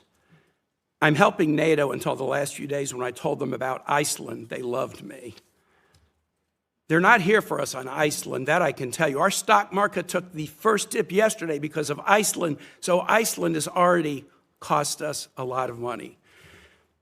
The president repeatedly mistook Iceland for Greenland, right? We're not mad at Iceland. They haven't cost us any money. The president just mistook the two countries for each other, correct? Yeah, he meant to say Greenland, but I think we're all familiar with presidents that have verbal stumbles. We've had presidents like that before. Some made a lot more than this one. Nice try. Thanks. All right, thank you. I thought he did well. Let's see. We got Senator Paul. Our founders debated extensively over which branch of government should have the power to declare or initiate war. Virtually unanimously, they decided, and what was entered into the Constitution was that the declaration or initiation of war would be the power of Congress. Now, we have many advocates, many of whom are here today, who have been advocates for an expansive notion of presidential power. They often argue that wars are not really wars, that they're kinetic actions or drug busts. I think, though, if you reverse the circumstances, it becomes very difficult for these arguments to hold up. So I would ask you, if a foreign country bombed our air defense missiles, captured and removed our president, and blockaded our country, would that be considered an act of war? Well, I think your question is about and I will acknowledge you've been very consistent on all these points the entire career. So let me, no matter who's in charge. So I will point to two things. The first is it's hard for us to conceive that an operation that lasted about 4.5 hours and was a law enforcement operation to capture someone we don't recognize as a head of state, indicted in the United States, wanted with a $50 million bounty. My question would be, if it only took 4 hours to take our president, it's very short, nobody dies on the other side, nobody dies on our side, it's perfect. would it be an act of war? We just don't believe that this operation comes anywhere close to the constitutional definition of But war. would it be an act of war if someone did it to us? Nobody dies, few casualties, they're in and out. Boom, it's a perfect military operation. Would that be an act of war? Of course it would be an act of war. I'm probably the most anti-war person in the Senate, and I would vote to declare war if someone invaded our country and took our president. So I think we need to at least acknowledge this is a one-way argument. One-way arguments that don't rebound, that you can't apply to yourselves, that cannot be universally applicable are bad arguments. So my next question would be, let's say it's not a war, and we're just going to define it away and say it's not a war. That's one of the arguments.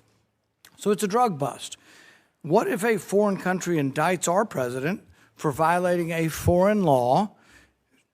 Should we extradite our president, or should we be okay if they come in and get him by force? Look, I think ultimately we're always going to act in our national interest. And so if somebody comes after our national interest, like the case you've described, which obviously does not exist at this time, but the case you've described, the U.S. always has the right to act in its national interest and to protect itself. So really I don't know about this equivalency. Well, does this justify them doing it? We're always going to do what's best for the United States and America. We're always going to protect our system. But the point isn't, and you're exactly right, we will act in our national interest and we should. So I'm not disagreeing with you at all. What I'm saying is, though, that our arguments are empty then. The drug bust isn't really an argument. It's a ruse. The war argument, not a war, is a ruse. It's not a real argument. And we do what we do because we have the force, we have the might, we do it because it's in our interest. So we wouldn't let anybody come in, bomb us, blockade us, and take our president. We've had arguments about legitimate, illegitimate presidents, bad elections, rigged elections. So there's all kinds of same arguments that we've had in our country that they've had in Venezuela. But we wouldn't argue for an indictment. And these things aren't idle speculation. I mean, Netanyahu's been indicted by the ICC. And one of the reasons I object to being part of the ICC, and I would say you and the administration probably agree, is we're not going to let any international council indict our president and arrest him somewhere on foreign soil. We're not going to do that. We actually, most of us probably object to indicting Netanyahu in that way as well. So I think the arguments are invalid. So we did get the legal opinion that Senator Kaine referred to, the OLC opinion, Office of Legal Counsel.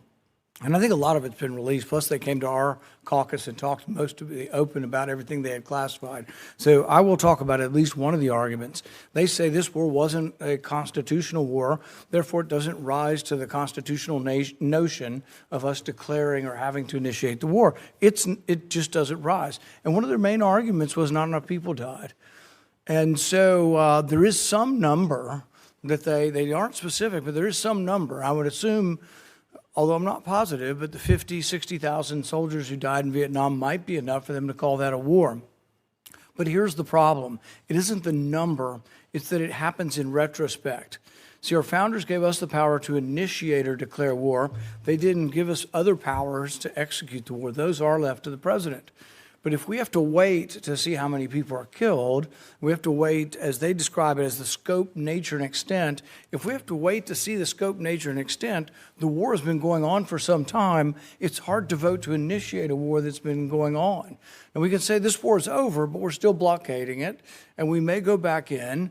But there are no clear answers. We put 2,000, we leave 2,000 troops in. Are we going to call that war and initiate it? So the definition of war is very important. And I think we have to acknowledge the problems with our argument. Calling things kinetic action is a disservice to our soldiers. You weren't really wounded in war. You don't have a Medal of Honor for war. You have a Medal of Honor for a kinetic action. So I think let's call it what it is, and let's vote on these things. But I think we're in violation of both the spirit and the law of the Constitution by bombing a capital, blockading a country, and removing elected officials. And we certainly wouldn't tolerate it, nor would I if someone did it to us. Well, we didn't remove an elected official. We removed someone who was not elected, and it was actually an indicted drug trafficker in the United States. And their system... Our laws, indicted under our laws. Look, Bolsonaro says that Da Silva is not really the president of Brazil. Our president said Biden wasn't really the president. Hillary Clinton said in 2016 Trump wasn't the president. So you have these arguments, and I agree with you. It probably was, and most likely was, most assuredly was a bad election. He wasn't really elected. But at the same time, if that's our predicate, and you don't have to come to us because it's a drug bust, we're just removing somebody, you can see where it leads to, and it leads to chaos. And that's why we have rules like the Constitution, so we don't get so far out there that presidents can do whatever they want. It is this check and balance.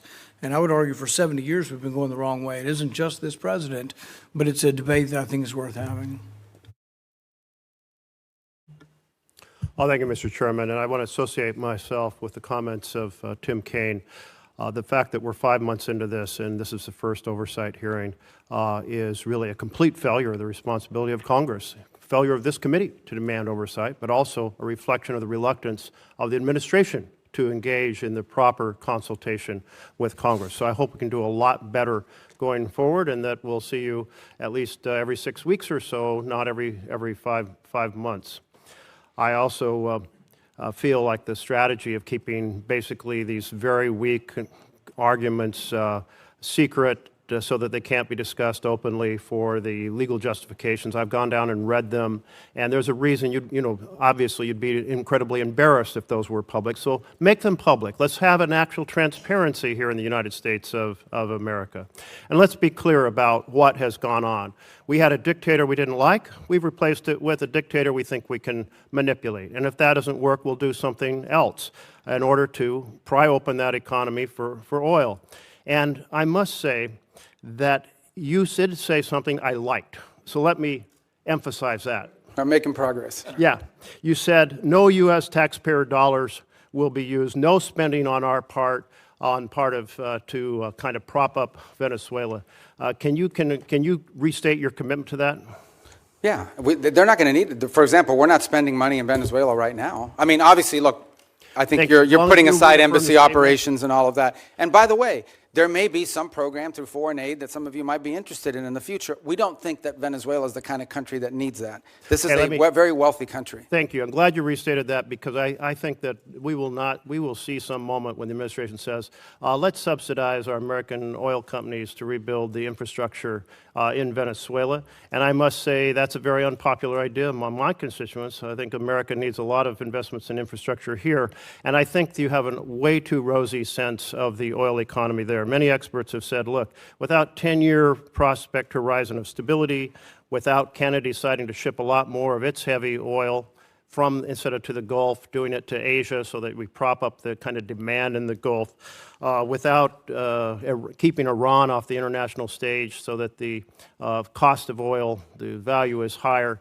All of those factors would have to be there for our oil companies to want to invest their own money. So I think they'll be coming to the administration. I think you'll all be trying to find some way to subsidize them. But I'm glad what you said today, that you're not going to do it, and I want to hold the administration accountable to that. Second, on terms of the $500 million fund, $300 million, my understanding, has gone back to the Central Bank of Venezuela, and they have essentially exchanged it for bolivars to key industry players. I don't think we have any transparency on what corporations or entities got that hard currency, and yet you did say there's going to be a lot of transparency. You also said, if I understood right, that those funds are eventually going to be brought back into the structure of U.S. control as part of our, formal structure of funds. And in that sense, the Constitution says no money shall be drawn from the Treasury but in consequence of appropriations made in law. So are you going to make sure that if that money comes back into kind of full U.S. control, not an offshore account the way it is now, that we're going to abide by the Constitution? Third point here is that one of the things that transpired is cutting off the oil to Cuba. And I know you have a strong interest in making life difficult for the leadership in Cuba. Can you lay out for us what other things you might be planning in that regard and how those fit into an overall plan? Yeah, well, I'll try to do that in a minute. Let me just say on the rosy projections of oil, it's not rosy projection. I mean, it's either going to happen or it's not. In essence, oil, there's no world in which the United States is subsidizing investment in Venezuelan oil. It's very simple. Oil company will go in and say, okay, this is the oil you have. This is how much it's going to cost us investing on the front end to one end make money, pay back our investment plus a profit at the back end, and then depending on the terms of that investment, they'll make a decision about whether it makes sense for that or not. Right now, what you have in Venezuela is a corrupt and broken oil company run by the government that basically takes this money, doesn't reinvest in it at all, and basically sprinkles it to its people to keep the glue that keeps the regime together. We want it to become a normal oil economy. That's what the ultimate goal is here. And in a normal oil economy, companies are going to go in, they're going to look at Venezuelan law, they're going to look at Venezuelan authorities, and they're going to make a determination about whether or not it's worth their investment. And that's the normalization process that we're talking about. That's going to be up to them if they want to have a normal oil economy as opposed to one that is basically used as a way to feed graft in a very inefficient way, but they didn't care about that. If they do it the right way, we think it has great promise and potential over the long term, especially because these investments take a long time. But the U.S. doesn't have to put any money to encourage companies to go in and invest, nor is there any interest in doing so. But a lot of it That's a point I really do appreciate. Yeah, no, I mean, don't want to see. Well, I don't even think American that's even taxpayer been. dollars going in. I don't think that's even been discussed or considered by anybody. Your second point was, I wrote it here, but now. It's the $300 million Since I left here, being I've had to start redistributed using to these. I corporations in Venezuela. And The second one was what, I'm sorry? lack of accountability over that. The $300 Oh, million yeah. has already been distributed. On the account. So that's not the permanent structure we want to see. In the long term, we just want them to have a normal industry where the companies are involved in there, they're selling it directly to the market, and we're out of that game. What we're talking about now is the sanctioned oil, the oil that's under our sanction. So we have to monitor how that money moves. So yes, the first $300 million moved for the following reason. We would all agree we didn't want to see systemic collapse. Like one of the things a lot of you told me you were worried about on the short term is this is going to trigger internal chaos in Venezuela. 1 million people are going to storm the border with Colombia. Colombia even stood up troops to their border to prevent it. Brazil was worried about it as well. It's going to lead to fighting in the streets between rival factions and shooting. None of that has happened. And key to that stabilization is ensuring that the government had enough money to meet payroll and meet their basic needs as part of the stabilization. We should not confuse stabilization with transition. This is not what the permanent structure is going to look like. The Treasury's handling the structuring of that account, so I would refer you to them, and I can get you an answer for them as to what the legal framework of that Treasury blocked account is going to look like. That would be very helpful, because what you just mentioned, money to meet payroll, is very different than what we've heard about the money being used to give hard currency to key corporations inside of Venezuela, which would not be meeting payroll. Well, this is where complete oversight is required. Well, we'd like to have transparency over how that's being done. Remember, the first $300 million we're going to have to, on that one, because of the urgency in moving funds to keep the place stable, is going to require us to undertake a retroactive audit of how that money was spent, the first $300 million. But there's probably another $2.5 to $3 billion down the pike at some point, which will have front end through this process I described. I'm not sure if you were here where I described it, and we're still finalizing it. But basically, the way it would look is we would send them a letter saying, on the sanctioned oil proceeds, this is what it could be spent on, and you have to agree to contribute, you have to agree to pay for an auditing system to make sure that that's how it's being spent. That's the process we're trying to create. Again, on Friday will mark the 4-week mark of this all began. I understand, we live in a world where the items move very quickly. This was front page news of 3 weeks ago when we scheduled this hearing, and today other items have captured the attention, but we remain focused on it. So it's only been 3 or 4 weeks, but that's the process we're setting up with Treasury, and obviously as we finalize it, we'll provide that to you. But this is not permanent. This is not the system we want to see in place in the long term. We want to see a normal country. What was your third question? Cuba. Oh, Cuba. Cuba. Oh, okay. I'll tell you about Cuba. Okay. Secretary Rubio, as you know, in our home state, this was very popular. Cubans, Venezuelans, Nicaraguans, basically everybody in Latin America has been fighting. A lot of them are in Miami, as you know, because they've had to leave these countries because of socialism and lack of opportunity. So what the president did, the willingness of the president with your support and with Pete Hegseth's and military was very, very, very well thought of. So the first thing I want to say is on behalf of Floridians, thank you for what you guys did. Now, the next is everybody has these ridiculously high expectations, which we all do. We would love to have a free and fair election tomorrow, where there was you knew that there was no oppression. Everybody wanted to run; they could run. So, tell us how should Venezuelans and Cubans and Nicaraguans look at this, and how patient should they be, and what would be the milestones you would give them to look at to say we are making progress? Well, first I would remind everybody, let's just go back 6 months, 8 months, a year ago at this time. The Venezuelan challenge for us was frozen It was a frozen situation. We had a regime that was entrenched. Its opposition was either in hiding or had been forced overseas. Edmundo Gonzalez lives in Spain. Maria Corina is no longer, she's very brave. She stood there as long as she could, but she had to leave. The others are in jail. They were increasing their relationships and outreach with Iran, and currently have existing ones with Russia, Cuba, and China. And other than more sanctions and more speeches and more threats and whatever, it was a frozen situation. Now, for the first time in literally a decade, there is the opportunity that something could change. There's not the guarantee that something will change, but there is the opportunity that something will change. We have changed that dynamic, which goes back to the question that Senator Merkley had about Cuba. What we are looking for is the opportunity for a change in dynamic. That's a country that's been backwards. It has no functional economy.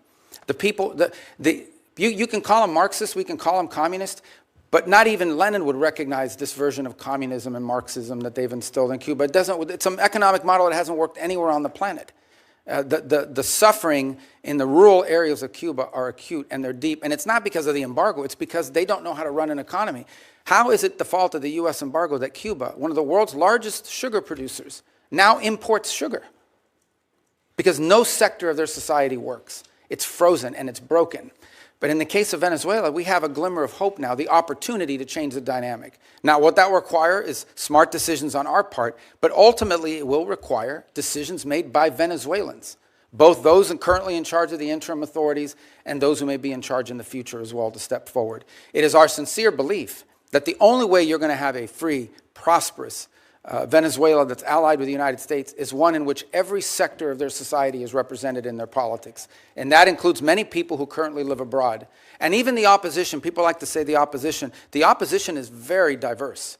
There are members of the opposition that were once part of Chavismo and turned against it. There are members of the opposition that have never been Chavistas, like Maria Corina Machado, and have been very forceful against it. So that broad sector has to be represented as well. So you have to have a process of internal reconciliation that allows these voices to begin to participate in the political life of that country, and that ultimately bring us to a point in which you can have a country where all of these elements of their society are represented in their politics. And look, there's a percentage of the Venezuelan population, I don't know what the number is, whether it's 15 or 20, that may not have liked Maduro, but are still committed to Chavista ideology. And they'll be represented in that platform as well. They may not win elections, but they'll be involved in this. That'll be up to the Venezuelan people. But our desire here is to have, what's the end state? We want a Venezuela that has legitimate democratic elections, sometimes elects leaders that are friendly to the United States, sometimes elects leaders that maybe are not the person we would have wanted to win, but that's not unique for us. That happens all over the world. We're not disputing that Petro is the legitimately elected president of Colombia, and yet he doesn't always say nice things about us. So, but we also want a Venezuela that's prosperous and a Venezuela that's aligned with the United States. And a year ago at this time, this was frozen. Now we have a real opportunity, not just to create change systemically within that country through our help, but their efforts, but also one that is no longer a base of operation, the central base of operation for every geopolitical adversary we have. And that's what Venezuela was under Maduro, and that's what we hope and intend to change. So would you, if you're a Venezuelan that lives in Miami, so what you would say is that you're working hard, there's a lot of variables outside your control, but you'd say right now, political prisoners are being released, never fast enough. The oppression is being reduced, not fast enough. Opposition leaders are speaking up more and more. So we're making progress, and you're going to continue to control the oil to make sure that, that we continue down this path. What I would say is that we share the same goal and the same outcome we want for Venezuela. And the question is, we have to do it through a realistic process and it has the highest chance of success. Okay, the way to view it, if you use the medical analogy, is this is a critically ill patient that has suffered some very serious things. They've broken their leg, but they also have a ruptured, spleen or something. You've got to deal with the life-threatening first before you deal with a broken leg. And even when you deal with a broken leg, there's going to be a period of rehabilitation. You don't just go from having your leg repaired in a surgery to running on a treadmill the next day. There's going to have to be a process here. But the process has an arrow moving towards accomplishments, achievements, and positive things. What I would say to the people who I know quite well as you do is, for the first time in over a decade and a half, there is the real possibility of transformation. And a lot of it will depend on them, because there are many people living in Florida and across the country who would like to go back and be a part of Venezuelan economic life. Many of them are eager to do so. And they're going to need them. Venezuela is going to need them to come back and rebuild the businesses that were taken or lost and engage themselves in both civic and economic life. But again, I remind everybody, on Friday will mark the 4 weeks since this happened. I get it. We all want like something immediately, but this is not a frozen dinner you put in a microwave and in 2.5 minutes it comes out ready to eat. And these are complex things, and we've seen this play out. I've used the example of Paraguay and Spain. There are others where there is a transition from autocracy to democracy. It's not linear. It's, in some cases, there are ups and downs along the way, but it's trending in the right direction so far, with the recognition that more work needs to be done. Thanks for your hard work. Senator Booker. I just want to start by saying what's plain, frankly, be plain to Senator Rubio and plain to members here, is that it should not have taken this long to have this hearing. Fundamentally, we have a crisis, I believe, in our democracy right now, which is the failure of Congress to do its job, to provide checks and balances, oversight, to provide the kind of constitutionally mandated work that we should be doing to keep a balanced government. We have operations right now that are literally costing the American taxpayer tens of millions of dollars a day. The buildup in the Caribbean alone is hundreds of millions of dollars a month, but we're not providing that kind of oversight that's necessary. So from our power to the purse, to our important work of providing a check and balance to an administration, what we're seeing right now is unacceptable and speaks to what I think is a growing constitutional crisis in our country, which is a Congress that is just lying down for the administration to do whatever it wants, whenever it wants. I want to pick up on my colleague's questioning because I actually know from years of conversations with you your heart about human rights in countries like Venezuela, Mr. Secretary. And you issued a travel warning, a level 4 travel advisory from your department's website that says, right now in Venezuela, there's a high risk of wrongful detention, torture, terrorism, kidnapping, arbitrary enforcement of laws, crime, and more. And when we hear from the president that he is in charge, that you all are running this government to that extent, I have a lot of concerns when it comes to the rampant human rights violations that are persisting. Cabello is Maduro's key hardline enforcer. He's continued to intimidate and suppress Venezuelan voices. He remains in control of Venezuela's security forces, security services, the colectivos. We're seeing extraordinary examples that the constant oppression of the people is continuing as these folks are remaining in control of the country. So I just want to know what is the plan to address in a much more aggressive manner these severe human rights violations and to try to stop these armed militias. Because if we are doing things to stabilize their government, if we're turning over resources and money to the very groups that are creating these horrors, that seems to me against America's values, and it seems to me something that is should be unacceptable to Congress on both sides. Yeah, well, absolutely. The Venezuela I described that we want to see emerge from this is one in which none of that is happening. If you think about travel advisories are us imagining worst-case scenarios. We have a duty to warn American citizens when they travel to a place that does have a history of Americans being arrested, of Americans being taken. And they may be taken by a deliberate action of a government or entity related to the regime. They may be taken by criminal gangs that control parts of that society. For example, you have these colectivos, as they're called, which basically are these armed motorcycle gangs that are allowed to act with impunity in return for their support for the Maduro regime in the past. You have the ELN and the FARC and other drug trafficking organizations, including Tren de Aragua, that are involved. Again. So these are real risks that we have a duty to warn Americans, because here's what we didn't want to see, and I don't mean to interrupt you. We have this announcement that Maduro's been taken. All of a sudden, people conclude, oh, he's gone, let's flood over there, let's all go over there, and we could expose people to danger. But this is the hypocrisy that I see. At the same time that you're issuing these human rights cautions about what's going on there for Americans, you have a president that's lifting temporary protected status for Venezuelans. Many of them are individuals that have lived in our country for years, if not decades.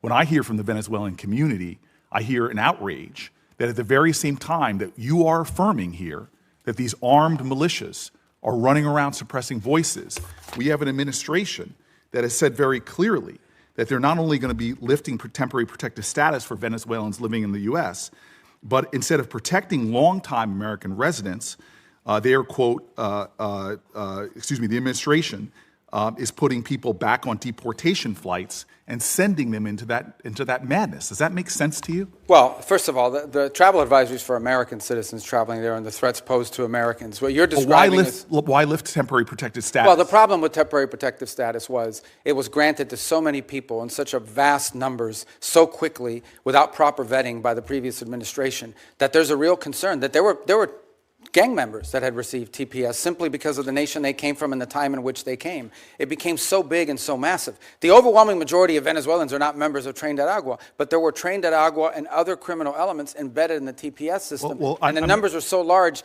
that the administration felt it had to cancel the program in order to appropriately vet it through on the individual cases. Excuse me, Mr. Secretary, this might not surprise you. I don't trust this administration and the way they use terms like terrorist. I've seen them calling American citizens domestic terrorists who are people trying to peacefully protest. The problem we have right now is the administration continues to make policies that seem to contradict their words, and yet we don't have a process in place for Congress to do its job because people are not calling folks in for these hearings and not providing the kind of oversight that we need. It is very frustrating to me that we still have a repressive regime in power in Venezuela suppressing human rights, yet we are cooperating with them, we are funding them, and we're not calling out the ridiculousness of the violence that's going on there. At the same time, we're taking people who have lived in our country for years and years and years and sending them back into that hell where they can be targeted, where they can be abducted, where they can be held for hostage because they know they have American family members that are still here. This is a situation ripe for where we are being complicit in continuing human rights violations, and that needs to stop. And I thank you. Just on 2 points. We're not cooperating with them to continue doing what they're doing now. We're cooperating with them to transition away from what's happening now. And as I said, we're not even 4 weeks into this thing. And if it continues to look like this in 6 months, 9 months, a year from now, if progress isn't being made, we'll have very different feelings about it. But what we're cooperating on is not the continuation of what's happening. It's a movement away from all this and transitioning ultimately to something that looks nothing like this. That's the goal. But it's been less than 4 weeks. I mean, we think we've made substantial progress in a very short period of time. But I acknowledge we want to make a lot more progress. This is not the end state that we want. Senator Corner. Mr. Secretary, I want to expand a little bit on the question that Senator Barrasso raised about Venezuelan oil. But primarily what I want to do is focus on something that's come to be known as the shadow fleet or ghost fleet of Russian and Iranian oil that's been used, that's subject to sanctions, which has, with the complicity of Venezuela, been used to evade sanctions to help fund the Russian war against Ukraine and help Iran remain the #1 state sponsor of international terrorism and fund its proxies, which have been responsible for so much death and misery in the Middle East. So it strikes me that Venezuela, even though it has a lot of oil, has been more involved in trying to assist its allies, namely Iran and Russia, in circumventing these sanctions to help them fund their nefarious activities, both in the Middle East and in Ukraine. But obviously, they're also a source of additional energy, which is needed by China. Can you help us understand that better? And is the law enforcement operation to arrest Nicolas Maduro and the current status of our engagement with Venezuela helping us deal with that ghost fleet or the evasion of sanctions? Yeah, on the first point, on the second point, absolutely it's helping us deal with it because it's a complex situation to describe. The oil in Venezuela we all think is under the control of one entity, and some of it is, but you literally have a place in which certain individuals, the glue that held the regime together was corruption and graft. Like people said, I'm supportive of this regime, and they didn't, not because they like Nicolas Maduro, but because Nicolas Maduro set up a system that guaranteed them a profit. Some people were making that profit from drugs. Some of them were making it from stealing money from their food program called CLAP. Some of them were making their money from an oil field that was literally given to them in exchange for buying them their loyalty. Some were making their profits from all three, and other activities. So there's no doubt that his removal has created the conditions to begin to move away from that. That's why we sanction their oil. The ghost fleet exists for the following reason. When something is sanctioned, when we say it is illegal for them to move this oil, none of the traditional legitimate tankers will carry that oil. They won't touch it because they don't want to be sanctioned by the United States. So you have to turn to these pirates.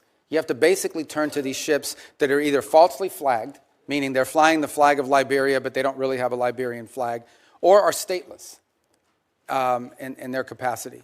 And they have to turn to them, and they turn to these vessels.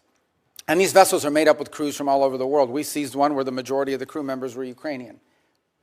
We've seized others, the majority of them are Russians, and a mix, and what have you.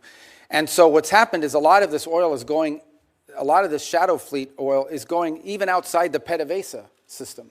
And those are the ones that we have now been seizing as well as the ones that are involved outside the PDVSA system. Our goal is to rope all of this illegal oil into a channel that goes into this account that ultimately goes to the benefit of the Venezuelan people. This is an interim step. This is not the way we want the oil industry to look like in perpetuity. This is simply a way to provide revenue so that there isn't systemic collapse while we work through this recovery and transition phases. So there's no doubt that when Maduro was there, we had no cooperation on any of this. Zero cooperation. But I will tell you this, since the time Maduro was removed, not a single illegal ship has headed towards Venezuela. And the ones that you hear us seizing are all the legacy ones that took off or have been seized in the past. So we have got a really good handle on this as a result of it. And what's really changed is the dynamic that the Venezuelan interim authorities are now actually helping us identify shadow fleet ships that they want us to seize and feed into this new interim mechanism. So let me turn to Iran. Obviously, the president authorized a strike against their Iranian nuclear program, and what I consider to be a magnificent demonstration of American military power. And even though the arrest of Nicolas Maduro was not primarily a military operation, but they provided the support to law enforcement authorities as they executed an arrest warrant against Nicolas Maduro. Likewise, I think most Americans were very proud of how the U.S. government and particularly the U.S. military have performed. But I know the president's very concerned about what's happening to the demonstrators in Iran. And of course, there's some estimates that as many as 30,000 Iranian demonstrators have been executed by the regime. But I know the president's being presented with a range of options. We notice a lot of movement into the region by our Navy and other authorities. But what happens if the supreme leader is removed in Iran? What happens next? Well, that's an open question. I mean, no one knows who would take over. Obviously, their system is divided between the supreme leader and the IRGC that responds directly to him. And then you've got these, quasi-elected individuals, the ones that wear the suits on television who are part of their political branches, but ultimately have to run everything they do by the supreme leader. So I don't think anyone can give you a simple answer as to what happens next in Iran if the supreme leader and the regime were to fall, other than the hope that there would be some ability to have somebody within their systems that you could work towards a similar transition. I would imagine it would be even far more complex than the one we're describing now, because you're talking about a regime that's in place for a very long time. So that's going to require a lot of careful thinking if that eventuality ever presents itself. On the issue of our presence in the region, here's the baseline I want to set for everybody. The baseline is this. We have 30 to 40,000 American troops stationed across 8 or 9 facilities in that region. All are within the reach, theoretically, not theoretically, in reality, all are within the reach of an array of thousands of Iranian one-way UAVs and Iranian short-term ballistic missiles, short-range ballistic missiles that threaten our troop presence. We have to have enough force and power in the region, just on a baseline, to defend against that possibility. That at some point, as a result of something, the Iranian regime decides to strike at our troop presence in the region. The president always reserves the preemptive defensive option. In essence, if we have indications that, in fact, they're going to attack our troops in the region, to defend our personnel in the region. We also have security agreements, the Defense of Israel Plan and others, that require us to have a force posture in the region to defend against that. And so I think it's wise and prudent to have a force posture within the region that could respond and potentially, not necessarily what's going to happen, but if necessary, preemptively prevent the attack against thousands of American servicemen and other facilities in the region and our allies. I hope it doesn't come to that. But that's, I think, what you're seeing now is the ability to posture assets in the region to defend against what could be an Iranian threat against our personnel. They certainly have the capability to do it because they've amassed thousands and thousands of ballistic missiles that they've built. Despite the fact that their economy's collapsing, they keep spending money on that. Thank you. Thank you. Gentlemen, do I understand that you're yielding to Senator Duckworth? Is that correct? Both of you? Senator Van Hollen? Are you going to yield to Senator Duckworth? Okay. Senator Duckworth. I thank my colleagues. My daughter has dental surgery, so they're being very kind so I can get her to that. Thank you. Mr. Secretary, last March, the President invoked the Alien Enemies Act, a notorious wartime law last used for Japanese internment. He said that he was responding to the Maduro regime's supposed invasion or other acts of war against the United States. But in recent weeks, you, the Department of Justice, and our friends across the aisle have repeatedly said that we are not at war with Venezuela. Secretary Rubio, if that is true and we are not at war with Venezuela, will you advise the President to rescind his invocation of the Wartime Alien Enemies Act? Well, that was a mechanism to remove people from our country that prevent grave danger. So, for example, we know for a fact that Tren de Aragua is a very dangerous gang. In fact, I believe, if I'm not mistaken, I may have been the first member of Congress. This is a wartime act, Mr. Secretary. Well, are we currently at war with Venezuela? No, we're not in a state of war in Venezuela. Okay, the Supreme Court has described the Alien Enemies Act as a wartime power, our Supreme Court. And before now, the Alien Enemies Act was only invoked during the War of 1812, World War I, World War II, when it was used to intern thousands of innocent civilians. Are you really arguing that the President should be able to wield an internment law? No, but we're talking about two separate things here. So you're talking about the state of Venezuela or are describing the regime. And we're talking about, but what the President designated. Invoked the Alien Enemies Act. I know, Senator, but let me be clear with you. No, but what the President was talking about are these gangs that have, and these narco-trafficking groups that are waging war on the United States. There's no doubt. These groups have waged war on the United States. They have waged, for example, Tren de Aragua is not just a criminal gang presence in our street. It is a criminal gang directly responsible for narco-trafficking. The Trump administration has acknowledged that the vast majority of the men it rounded up and deported to torture under this law had no criminal records whatsoever. We didn't torture anybody. Over 75%. Who did we torture? We haven't tortured anybody. We've arrested people that are members of gangs and we've deported them. We don't want gang members in our country. Independent investigations have found that many of the men were here legally. If the administration is willing to lie about who it's targeting under this law, what protections do totally innocent people have against abuse? Again, I want to ask you, will you advise the President to rescind his invocation of the Wartime Alien Enemies Act? No, of course not. I mean, these are people that are threats to the national security of the United States. But I've described this in hearings in the past, including before you guys. So you're saying that we're at war? We are absolutely. When it comes to narco-trafficking groups and criminal gangs that are targeting the United States for criminal activity. We're in a state of war. There's no doubt about the fact that we're confronting them in a war like that because they're waging war on us. And do the Geneva Convention They're waging war against us and they're enemy combatants as a result of it. And the fact of the matter is that we are confronting these irregular groups, and that's one of the great challenges of the new century in this hemisphere in particular, is that these non-state actors who possess state-like capabilities in terms of their weaponry pose a grave danger to the United States. I don't think any American would dispute that we have cartels that pose a threat to the national security of the United States. Other laws of when it comes to warfare. I mean, you're saying that he can invoke this wartime power.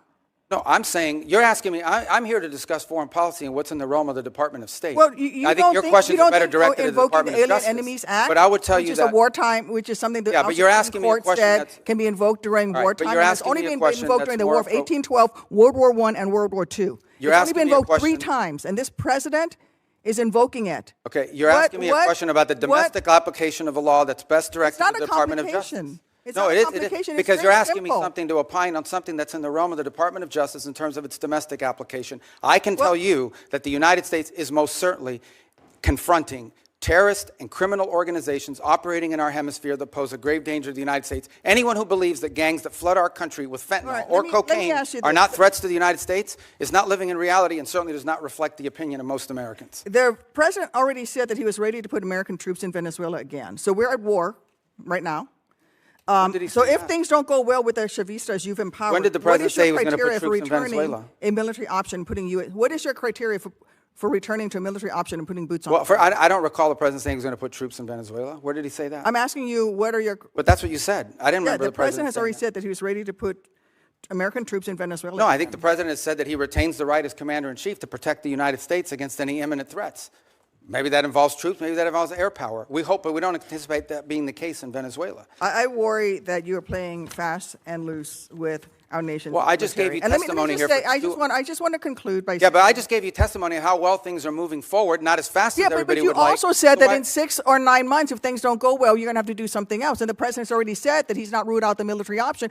And you've also just said that, yes, we are at war. The president has But wartime every powers. president retains so the power to use military to it's reasonable for me protect. to ask you, And I gave you a very specific example. Every president retains the right to defend the United States against an imminent threat. Yes, if there are just give you an example, Iranian drones deployed in Venezuela that could threaten the United States, we most certainly will address that, even if it's located in Venezuela. But we hope we don't get to that point. We don't expect to get to that point. I don't think that we're not trending in that direction. That's a fact. But that said, on the one people hand, of America people are here are worried that unhappy this we're is a president cooperating who with engages Venezuela. in yet On the other hand, they another want us to forever go to war, with Mr. them. Secretary. What's we that? don't need to be in another forever war, and that is the pathway that we are going towards. And let me just say, Well, how are we let me going towards a conclude- let me forever just- let war me if we're just dealing with conclude. we're Well, dealing you're with not Delcy ruling out a Rodriguez every military day? option. You're not going to ask him to rescind his invocation of the Alien Enemies Act. That puts Americans in jeopardy. And let me just say something about the president's recent comments about NATO allies. When I served in Iraq, there were Polish forces there with us. There were British forces there with us. There were Spanish forces there with us. I personally landed in Elzi, España,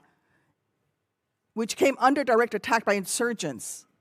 Polish troops who worked with the Illinois military, with the Illinois National Guard for 30 years, died in Afghanistan, Mr. Secretary. All the So I president just wants want to is for say NATO to is have that more our NATO capabilities. allies have stood beside wants us, our allies to and have more we NATO. need to maintain the strength of that alliance. I get it. yield. All Senator, the president wants is your our time's allies. up. Not making much progress here.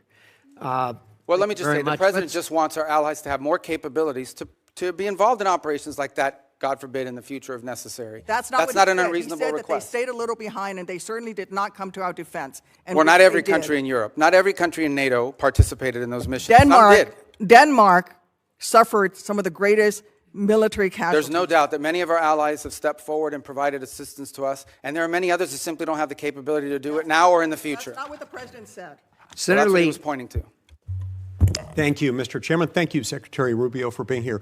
I also want to thank you for reaching out to me the night of the execution of the arrest warrant against Nicolas Maduro.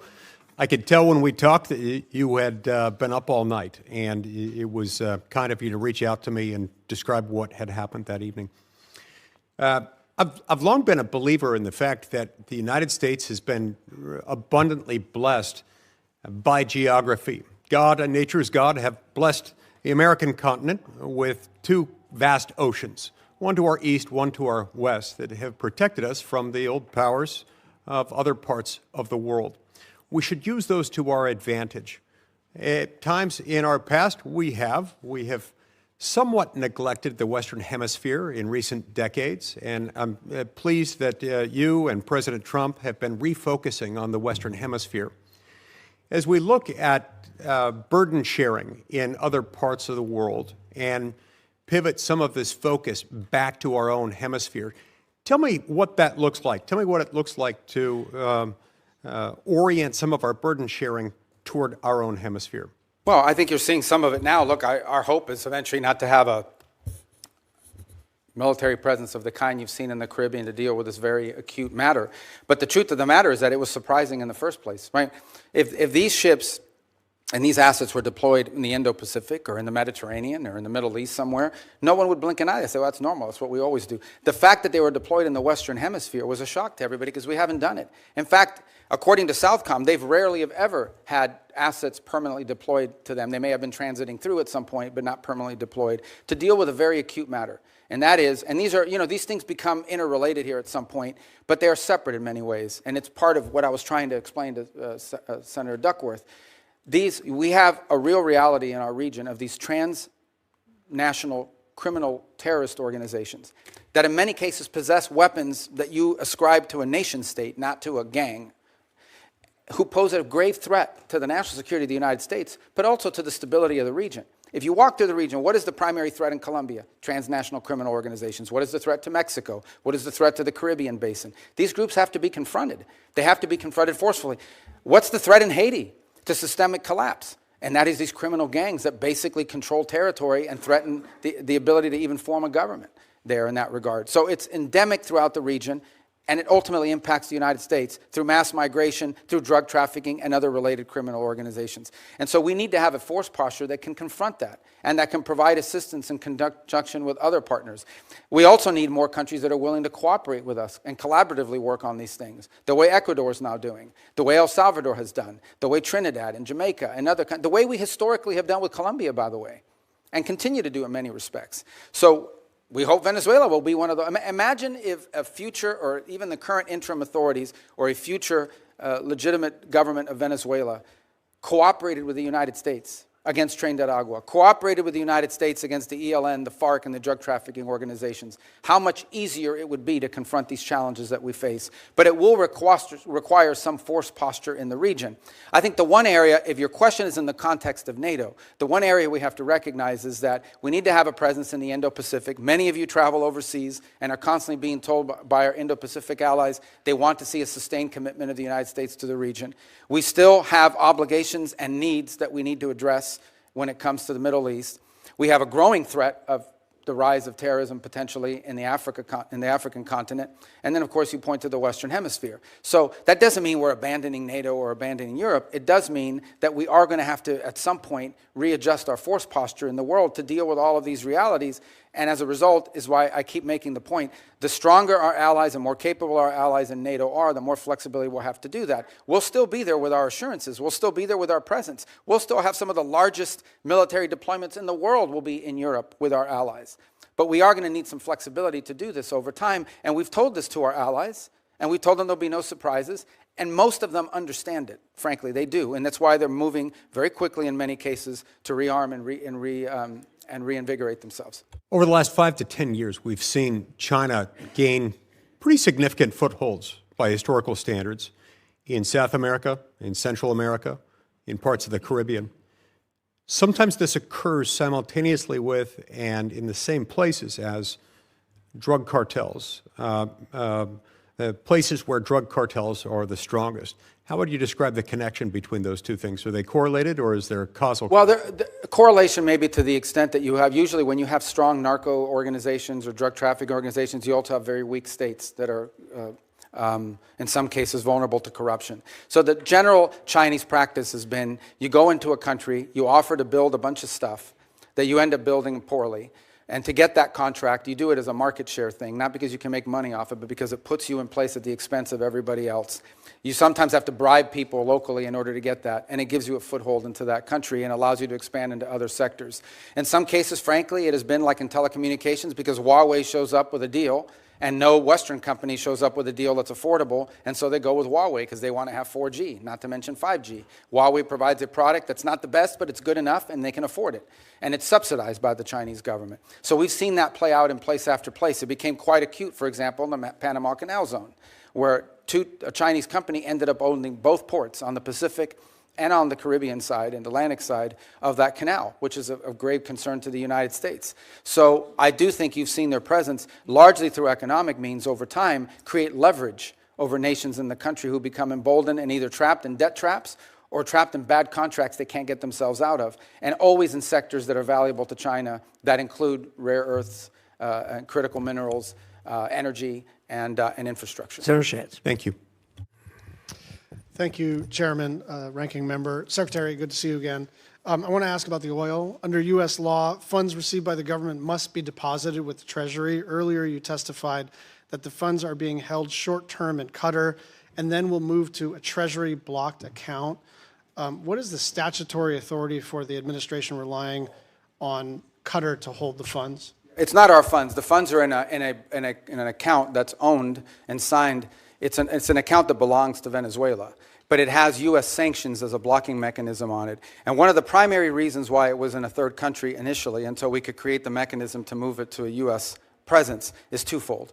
One, we have an issue we're working through on recognition. What is exactly, you have to recognize a government, but we don't recognize this government. We recognize the 2015 National Assembly. So we have to find some creative way legally to meet that standard.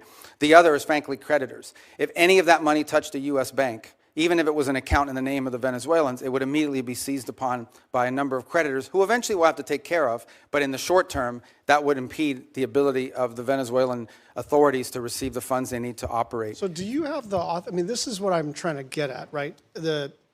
Either it's American money, in which case it's subject to the Miscellaneous Receipts Act, and there are all kinds of things that attend to that. You're saying it's Venezuela's money, but it does sound like, according to the EO, according to the president's statements, you are in charge of that money.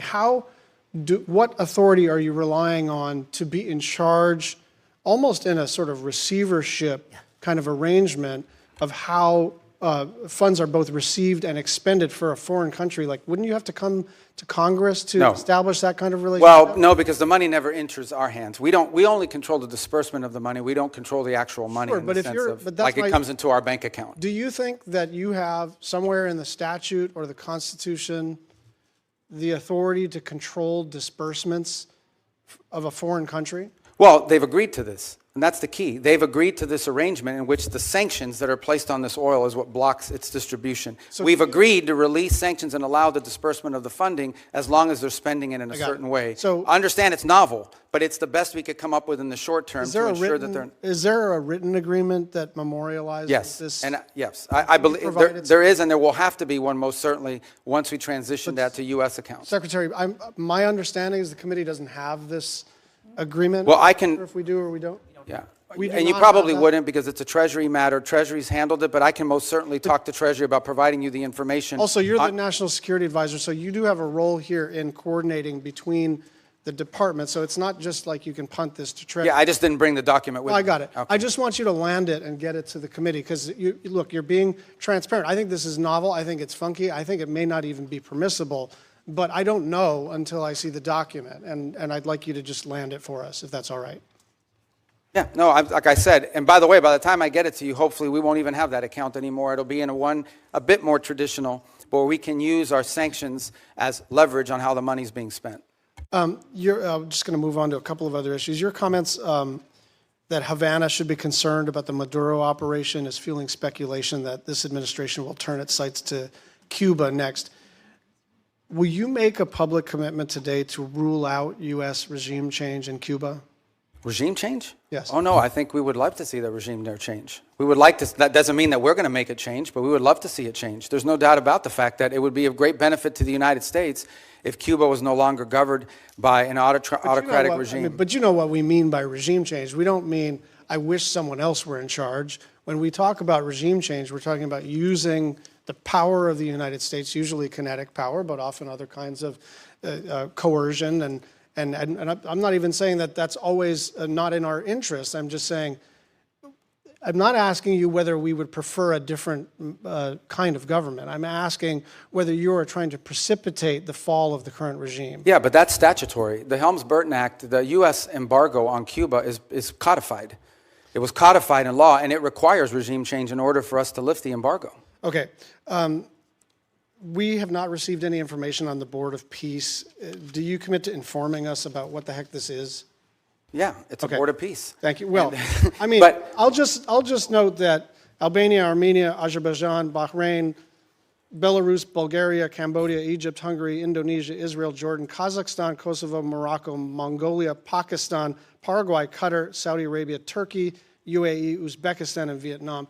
There are a lot of countries with whom we normally work very closely and with whom we are aligned geopolitically and in terms of values that are not on the Board of Peace. And so I think it's reasonable for us to wonder whether something in terms of a, I don't know, competitive structure to sort of either undermine the UN or circumvent the UN. I just worry that a lot of our friends are not on that list, and some of our adversaries are. So to 2 points. The impediment that they have is, first of all, it was chartered by the UN. I mean, the UN, it's a UN resolution that actually created the mechanism by which the board was set up. And the primary and sole focus of that board right now is to administer phase 2 and phase 3 of the plan in Gaza. Okay. And we welcome, all these countries have been invited. Some in Europe have chosen not to join it, either because they have constitutional They require constitutional approval of their parliament in order to join, depending on some leaders. Like, for example, I'm thinking there are a couple countries in Europe that could not join until they got permission from their vote. In other cases, because they are concerned about what you just pointed out, they argue and they want to know, is this a replacement for the UN? This is not a replacement for the UN, but the UN has served very little purpose in the case of Gaza, other than the food assistance. Can I just and move so we on think it's critical to have something that's in charge of that. One final 10-second question. We are hopefully about to enact appropriations law either this Friday or soon after that. And I just want your commitment to work with my team and anyone else who has jurisdiction on the implementation of the SFOPS bill. Yes, of course, and we're very happy you're about to pass it. Even if you pass none of the other budgets, you should pass that one. Thank you, I agree. You could have gone a little further than that, Secretary. Senator Curtis. Thank you, Mr. Chairman. Thanks, Mr. Secretary. Thank you for your service. You and I overlapped in the Senate by only a couple of days, and as a result, I've only had the luxury. Those were my 2 best days in the Senate. As a result, I've only had the luxury of watching you from a distance, but I will tell you unequivocally, I'm grateful for your role. I believe unequivocally that you and President Trump have made the world a safer place. I push back on the false narrative that we're not respected. I think we're respected far more than we were around the world. And so I'm grateful for that. I don't know how you get around the world the way that you do. You must have some type of superpower, and I'm grateful for the time you've spent with us this morning. Now, all of that said, I do have a basic concern that I'd like to raise with you. I now chair the Western Hemisphere, which you previously chaired, the subcommittee. And I'm often struggling to get briefings, clear information, or meaningful cooperation from the administration and the State Department. Let me give you 3 specific examples. I suspect most of these are out of your visibility, so I want to bring them to your attention. Senator Kaine and I, who's the ranking member, tried to do a hearing on Venezuela late last year. We were told the State Department would not participate in that hearing. I'm trying to put together a hearing right now on the prioritization of the Western Hemisphere, which I think would be very helpful to the administration, and we're struggling to get the State Department to participate in that. I couldn't get a briefing on the drug boat operations until the Kaine war power resolution, and then all of a sudden we got a briefing, but I didn't get that because I was the chair of the Western Hemisphere. And I want to be clear, I support what's happening with Maduro and what's going on there, but I do think the administration could get Congress to be a better partner by informing us better. And from my perspective, I'm struggling to see that, and I would ask you, if you were the chair of the Western Hemisphere, would you be okay with that from the State reaction like that from the State Department, and what would you suggest I do? Yeah, no, look, I think one of the challenges we face, particularly on Venezuela, on the prioritization on the Western Hemisphere, you'll get that briefing. I don't know why they said you haven't been able to get it, but we can figure that out pretty quickly. But I would say both on Venezuela and the drug boat operation, here's the challenge that we face. This is a committee, as you said, I was there for many years, that has oversight over the State Department. The drug boat operation, which I support, but is not a State Department operation. I think now that I'm here testifying with you, there's a lot of State Department involvement in the issue of transitioning and all the projects that we're doing in Venezuela. But everything that led up to that point was not primarily within the jurisdiction of the Department of State. These were Department of War and Department of Justice operations that were ongoing. And so for us to struggle in those cases would be to provide you witnesses that could say anything meaningful on a topic that was largely from an interagency perspective in the realm of other agencies. Now, if you were in some of the other committees, I don't know if they've got those hearings, those that perhaps can tell you that are on armed services and the like. So I think that was the struggle both in December with a hearing on Venezuela policy, and again now and with the drug boat one. On the issue of the broader context of our priorities in the Western Hemisphere, I think that's something we most certainly can and will provide because it features prominently in our national security strategy. And I think we have a lot of good stories to tell about the Western Hemisphere. I'll just be clear, we haven't even been able to get that from the State Department. To get what? Help on a hearing for... No, you'll get it. You'll get it. Okay. Would love to have your commitment moving forward that we could have that type of cooperation that the Western Hemisphere. Yeah, I just got to make sure that the people were, look, I don't want you to have a meaningless hearing. If you're asking about something that's not in our, it's like having a hearing on agriculture in front of the State Department. We have limited involvement because from an interagency perspective, in the case of the drug boats and Venezuela, at the time you requested, this was primarily a Department of War function. And so, but in the case of the priorities on the Western Hemisphere, that will happen. Okay. We look forward to doing that. Let's move on. You mentioned Russia, China, Iran a little bit earlier. I'm very concerned, as you are, about their influence in the Western Hemisphere. If we put Venezuela aside for just a moment, can you talk about where we're seeing the influence, particularly of China, in the Western Hemisphere, and what progress we've made or what we need to be thinking about? Well, China specific? All of them are important, Yeah. but specifically on China. I mean, look, when Iran and Russia, in Iran, their primary foothold in the region was Venezuela. Let me just put that up front. And it involved more than just selling weapons and all this other stuff. I mean, in many cases, there's clear evidence now that they were providing passports, Venezuelan passports with false identities to people who operated on behalf of both Iran and Hezbollah. And so deep concerns about that, and that needs to stop and end. In the case of Russia, their primary presence of influence in the region is Venezuela and to some extent Nicaragua and Cuba, which is where they operate. In the case of China, they do have a presence in Cuba. They have this debt relationship with Venezuela where they were basically taking Venezuelan oil as payment on debt, and then they were reselling it at a huge profit because they were buying it on discount. That is now obviously ended. And if their debt is legitimate, a future Venezuelan government will have to address it and deal with it as part of a broader restructuring of their debt. But in the short term, that is now ended. But the primary way that China plays in the Western Hemisphere is through commercial relations. They engage themselves in a country. They're very interested in telecommunication. They're very interested in building and controlling key infrastructure. They're very interested in critical mineral rights. And they've secured many leases for many years because of neglect on our part in allowing them to do that. And it's given them leverage and a presence in many of these countries. I will say that I think that influence in our hemisphere has eroded over the last year. For example, Panama left the Belt and Road Initiative. We have new leaders in Chile, in Peru, in Paraguay, in Chile and in Honduras that have expressed a strong desire to realign with the United States and our priorities. And we have great relationships with Argentina, Paraguay, and other countries in the region who are also very cooperative. And we've had great cooperation from the Panamanian authorities as well, including a case before the Supreme Court. I don't know if the final has been submitted that could lead to the eviction and removal of a Chinese-controlled company that controlled both ports at the Panama Canal. Thank you. I wish we had more time. I'm out of time. I yield. Thank you. Senator Van Hollen. Thank you, Mr. Chairman. Mr. Secretary, I want to discuss corruption in the White House and its intersection with our foreign policy. The President and his family have used the office of the presidency to pocket $1.4 billion plus since he was sworn in.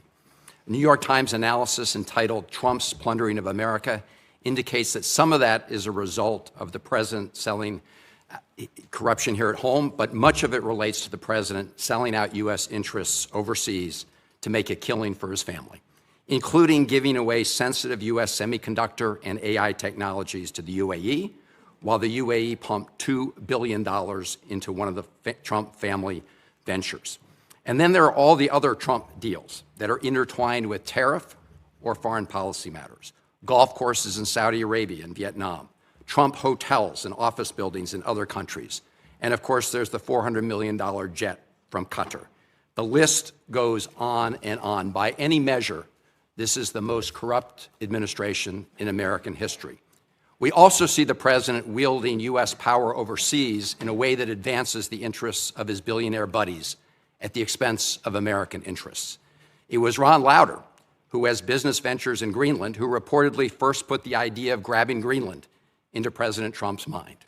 And in the case of Venezuela, President Trump has said he talked to oil executives about toppling Maduro and going into Venezuela before anyone in Congress knew. We know that in President Trump's mind, deposing Maduro was not about stopping the flow of fentanyl or drugs in the United States. He cut the budget for DEA. He pardoned the former Honduran president convicted of drug running. And the new president, Delcy Rodriguez, has herself been long suspected by DEA of being involved in drug smuggling.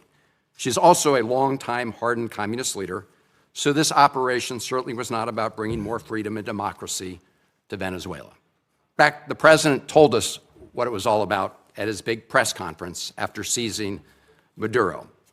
The president said it was about oil, oil, oil. He used the word oil 19 times.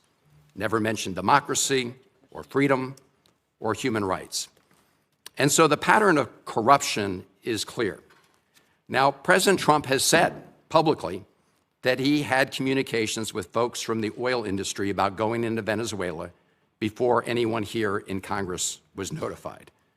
Mr. Secretary, simple yes or no question. Were you with President Trump during any of those conversations he had with people with oil interests in Venezuela about the possibility of deposing Maduro? That's not a simple yes or no question, but I can answer it quickly, and that is the president always elicits opinions from all sorts of people, including, for example, Chevron has an active license in Venezuela. They operate in Venezuela. They've been doing so even when the sanctions were in place.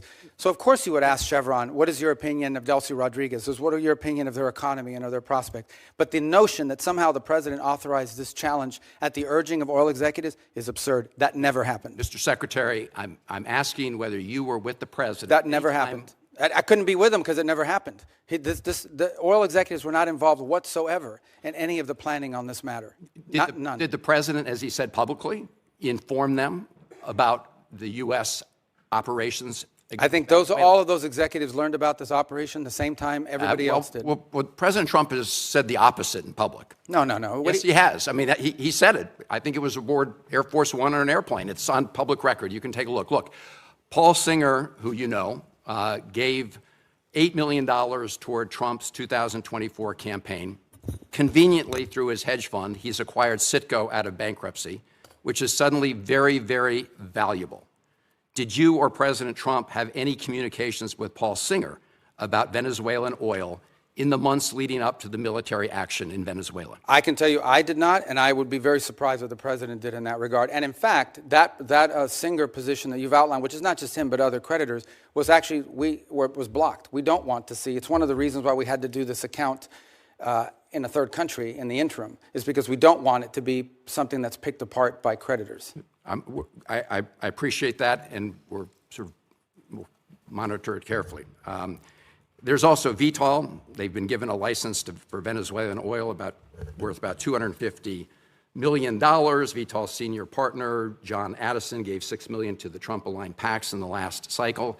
And the list goes on, Mr. Secretary. And I have to say that when you have the President of the United States himself, after taking Maduro, get up and say this was about oil, oil, oil, it does make all of us ask the question whether he put men and women in the U.S. military at risk simply so he could grab that oil. Well, that oil, yeah. And I don't know if you were here. I think you were here the whole hearing. I don't think you had left. Number one, the only reason why we use Trafi and Vitol is simply because in the short term, we had to move 50 million barrels of oil that were stuck. And Venezuela needed to turn that into cash so that they wouldn't have systemic collapse. And the fastest way to do it in the short term is for the traders to do it because that's in the business that they're in. That is not the permanent structure.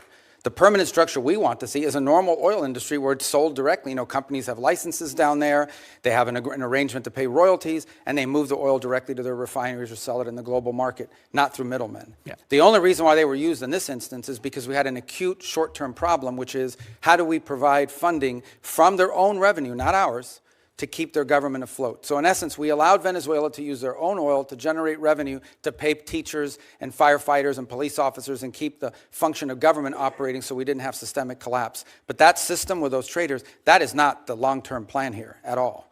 My only point, Mr. Secretary, is those folks who gave a lot of money to the Trump campaign have done very well as a result of what's happened. Thank you. Thank you. Senator Daines. Secretary Rubio, good to have you up here. I just returned from India, had a chance to visit with leadership there as well as spend time with our new ambassador, Sergio Gore. He's off to a great start and very profitable visit. Hope to debrief on it soon, if I might. By the way, I think if we were to pick an MVP of the West Wing, Secretary Rubio, my vote's for Marco Rubio. So we have a lot of MVPs, don't we? I know you do. But we get a vote on one. I think you've done a great job of this first year. Very proud to calling my former colleague and now our Secretary of State. Secretary Rubio, as you've noted, there are numerous reasons and good reasons why the U.S. is the arbiter of Venezuelan petroleum sales. With the new export sales framework, the Venezuelan government is now looking to other options to reimburse some of our adversaries, Iran, Russia, as well as Iran's proxies, to include petroleum byproducts, which contain valuable minerals and so forth, flexicoke. Has the administration considered expanding the export controls to additional petroleum byproducts? Well, I'm sure we would, except that I can tell you a couple things that are happening. They have, in essence, represented to us, and we have seen in action in the work that they're doing directly with Secretary Wright, who's handling this portfolio on a daily basis. He has a deep historic and career knowledge of this field, is that on all of these things regarding natural resources, their preference and their partner of choice moving forward will be the United States and Western companies. That's what they intend to do. As a point of example, and I said this earlier in the hearing, you may not have been here, today they used to get 100% of their diluent. They have very heavy crude, and so it has to be mixed with light crude in order to make it, refinable and movable. And they were getting 100% of it from Russia, primarily because of sanctions. They prefer to have ours. Why? Number one, it's closer. Number two, it's higher quality. Today, 100% of that diluent is coming from the United States. They were involved in a very complex gold market in which they were mining for gold and silver, and it was being exported almost entirely through Turkey. And we believe the Iranians were using that as a laundering operation for themselves ultimately as well, potentially. And certainly know that they had an interest in the oil industry as well. We are on the verge of a process in which that will be sold through U.S. markets in a legitimate way that won't go to finance and support. I think we'd like to apply that model to various things. But the end goal in all of this is, number one, not to spend any American money, and number two, for Venezuela to have a normal, legitimate economy that's not benefiting cronies, that's not benefiting corruption, and is not benefiting our geopolitical adversaries. So far, the interim authorities have expressed a desire to cooperate with us on all of these fronts. You identify an area you want to work with, they say yes. And we're making progress on all of it. We've faced no impediments to date in regards to expanding that relationship. Yeah, thanks, Secretary Rubio, thank you. And maybe we'll talk with Secretary Wright. We think there may be some workarounds in terms of what's happening there with some of these petroleum byproducts, what's called flexicoke, has vanadium in it, and something we could talk with Secretary Wright, which absolutely would be something they're trading right now to our adversaries like Iran, Iranian proxies, as well as the Russians. But thank you, and we're off to a great start, as you say. We're playing a long game here, and you're playing it very, very well. I want to pivot now to EU energy. I chair the subcommittee here in this committee for Europe. Next, we're going to have a hearing. We're looking about having a conversation on EU regulations that are hindering energy security, that's benefiting now, of course, the Russians and hindering the development of alternative supply chains. Mr. Secretary, here's my question. As Russia continues its war in Ukraine, how important is it for Europe to develop a pro-energy posture to ensure they have energy security? Well, I would argue that one of the reasons why we have a war in Ukraine is because Russia thought they could get away with it because of how dependent Europe was on them for energy. And they felt there's no way the Europeans are going to come hard at us because they're too dependent on us for energy. So I think most certainly it served as a contributing factor to the war happening, among others, obviously. The second point is the point the President's repeatedly made. We love Europe. We want Europe to be strong. We share a lot of common bonds, both through history and culture and also through our alliances. And part of our concerns is that Europe is becoming increasingly vulnerable when it comes to their energy supplies. Increasingly vulnerable both for domestic economic growth, which will allow them to sustain investments in defense and be more reliable partners, but also vulnerable to Russian oil and other things of this nature. So we are concerned, though it's not our decision to make, we are concerned that EU policies in general are leaving Europe more vulnerable at a time when they should be getting stronger in their ability to resist pressure from both Russia and China. Secretary, thank you. And we hope to have that discussion next week at the subcommittee level. Last question is back to one of my favorite topics, back to Central Asia. We had a great dinner at the White House with the 5 Central Asian presidents that you were at, President Trump, as well as Vice President Vance. I had an honor to be there with you all. They're making a major shift right now in terms of having a closer diplomatic and economic relations with the United States. That all fits in part of the geopolitical puzzle, which relates to energy supply as well. Here's my question. How important is it that we end these Jackson-Vanik trade restrictions as it relates to our relationship with Central Asia? And for background here, Senator Murphy and I are co-sponsors of that bill. We hope to actually get this done and on the president's desk. It's an ancient Soviet-era restriction that is not relevant at all, but frankly is hindering our relationship with these important Central Yeah, no, we agree. We agree, and that, like I said, one of these areas that you've been focused on for a long time. Ambassador Gore, that as you know is in India, is also an envoy to these three countries, just came back from Tajikistan a couple days ago. So I think that absolutely we would like to see that because it would allow us to do even more. Yeah, great. Thank you, Chairman. Thank you. Senator Rosen. Thank you, Mr. Chair, Ranking Member, and thank you, Secretary Rubio, for being here. I'm going to get right into it because I want to build on Senator Van Hollen's line of questioning.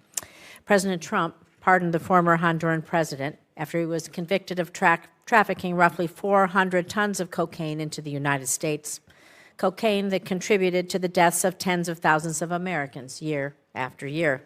Yet the president and his cabinet authorized a military operation to capture Nicolas Maduro in order to arrest him for virtually the same crime.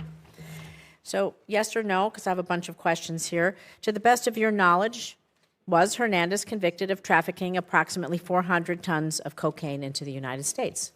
I'm not involved in the pardon process. I can tell you. No, I'm just asking if he... Yeah, but I don't do yes or no. I don't play games. This is not a game show. Do you know he was... Okay, so I'm just going to tell you he was... So I can answer your question because I know what you're getting at, but go ahead. He was convicted. I know. The president felt that he was unfairly treated. I can't give you much insight because I'm not involved in the pardon process. Would you not concede? Can you not understand how the American people and how the world are clearly going to be frustrated by the hypocrisy of this when one man is convicted and pardoned and another man captured, and how it undermines the United States' credibility on the world stage? But the difference is that, again, I can't opine on the specifics of his case because I wasn't involved in the pardon, but he was not a sitting office holder. He was not even the president of Honduras when that decision was made, either to convict him. The difference between him and Nicolas Maduro is he was actively engaged in narco-trafficking. It was an ongoing endeavor. I think it does undermine our credibility, but I'm going to move on to some foreign policy decision-making here, because despite the fact that you famously or infamously have numerous jobs in the administration, your Secretary of State, your National Security Advisor, it is increasingly unclear who's actually directing U.S. foreign policy under President Trump. We have a Special Envoy Witkoff. He's reportedly conducted Russian-Ukraine talks in Switzerland beyond your awareness. He and Jared Kushner have been described as managing the president's Gaza plan. Meanwhile, Ambassador Barrack is leading on Syria policy, while Special Envoy Boulos is appearing to lead on our Africa policy. So I have to ask you, I know the answer to this, but I'm going to ask you, are you the lead for U.S. government on foreign policy? No. The lead on U.S. foreign policy is named Donald J. Trump, the President of the United States. On the individuals you've described, these are very valuable teams. We have an if I can answer, because I think it's important. It's a legitimate question. I have the distinction, but I think both the benefit of being the National Security Advisor and the Secretary of State. As National Security Advisor, my job is to coordinate the interagency function of national security, and that involves foreign policy. So I speak to Steve Witkoff and Jared Kushner in the case of Gaza and now Russia, probably 10 times a day. We have multiple meetings and coordination. All of it is we build a team, we gather facts, we present options, and then we take them to the president. It is the president who directs the the foreign policy of the United States. That's always been the case, by the way. You can't overrule their decisions. Do you outrank the special envoys and ambassadors? Do they get your input as as an example? Do they care about your input, or do they go straight to the president? There's no time in which the president is presented an option by one of us at the exemption of everybody else. It depends on the portfolio. But in every one of these portfolios, we have a team approach to this, which is the way the system is supposed to work. It's not the way it's always worked. You have had in the past tensions between the National Security Council that became operational and the Department of State. In this particular case, there's not much conflict between the two because it's the same person. And we basically, what we basically try to do in every one of these unique missions is we create a consensus team around it, and then we present the president options together. Options. It's the president's decision, nobody else's. There's no overruling here. The president makes the decision. Our job is to present him options. Shouldn't they report to you? Shouldn't there be a line of command and a line of transparency? They report to me every day. Where does the buck stop? But they report to me every day in terms of keeping me apprised of what's happening. I give advice. I give, in some cases, direction. They involved heavily. For example, the special envoys rely almost exclusively on State Department personnel to assist them in all of their efforts. For example, on the Board of Peace, we help them positioned the entire gathering last week and all of the work that's going to happen now. On every one of these issues, it's not linear. No single individual other than the president has the ability to dictate our foreign policy. Our job is to come to a consensus view on the best way forward. Where there are disputes, those are presented to the president, and he makes the decision. Let's talk about the Board of Peace then, because all treaties and statutes have to be approved by Congress, and the president is starting a new Board of Peace, and we would need that authority. The authority for the filing stems from the International Organizations Immunities Act, but it's my understanding it only provides the president with such authority when participation by the in an organization has been approved by treaty or statute.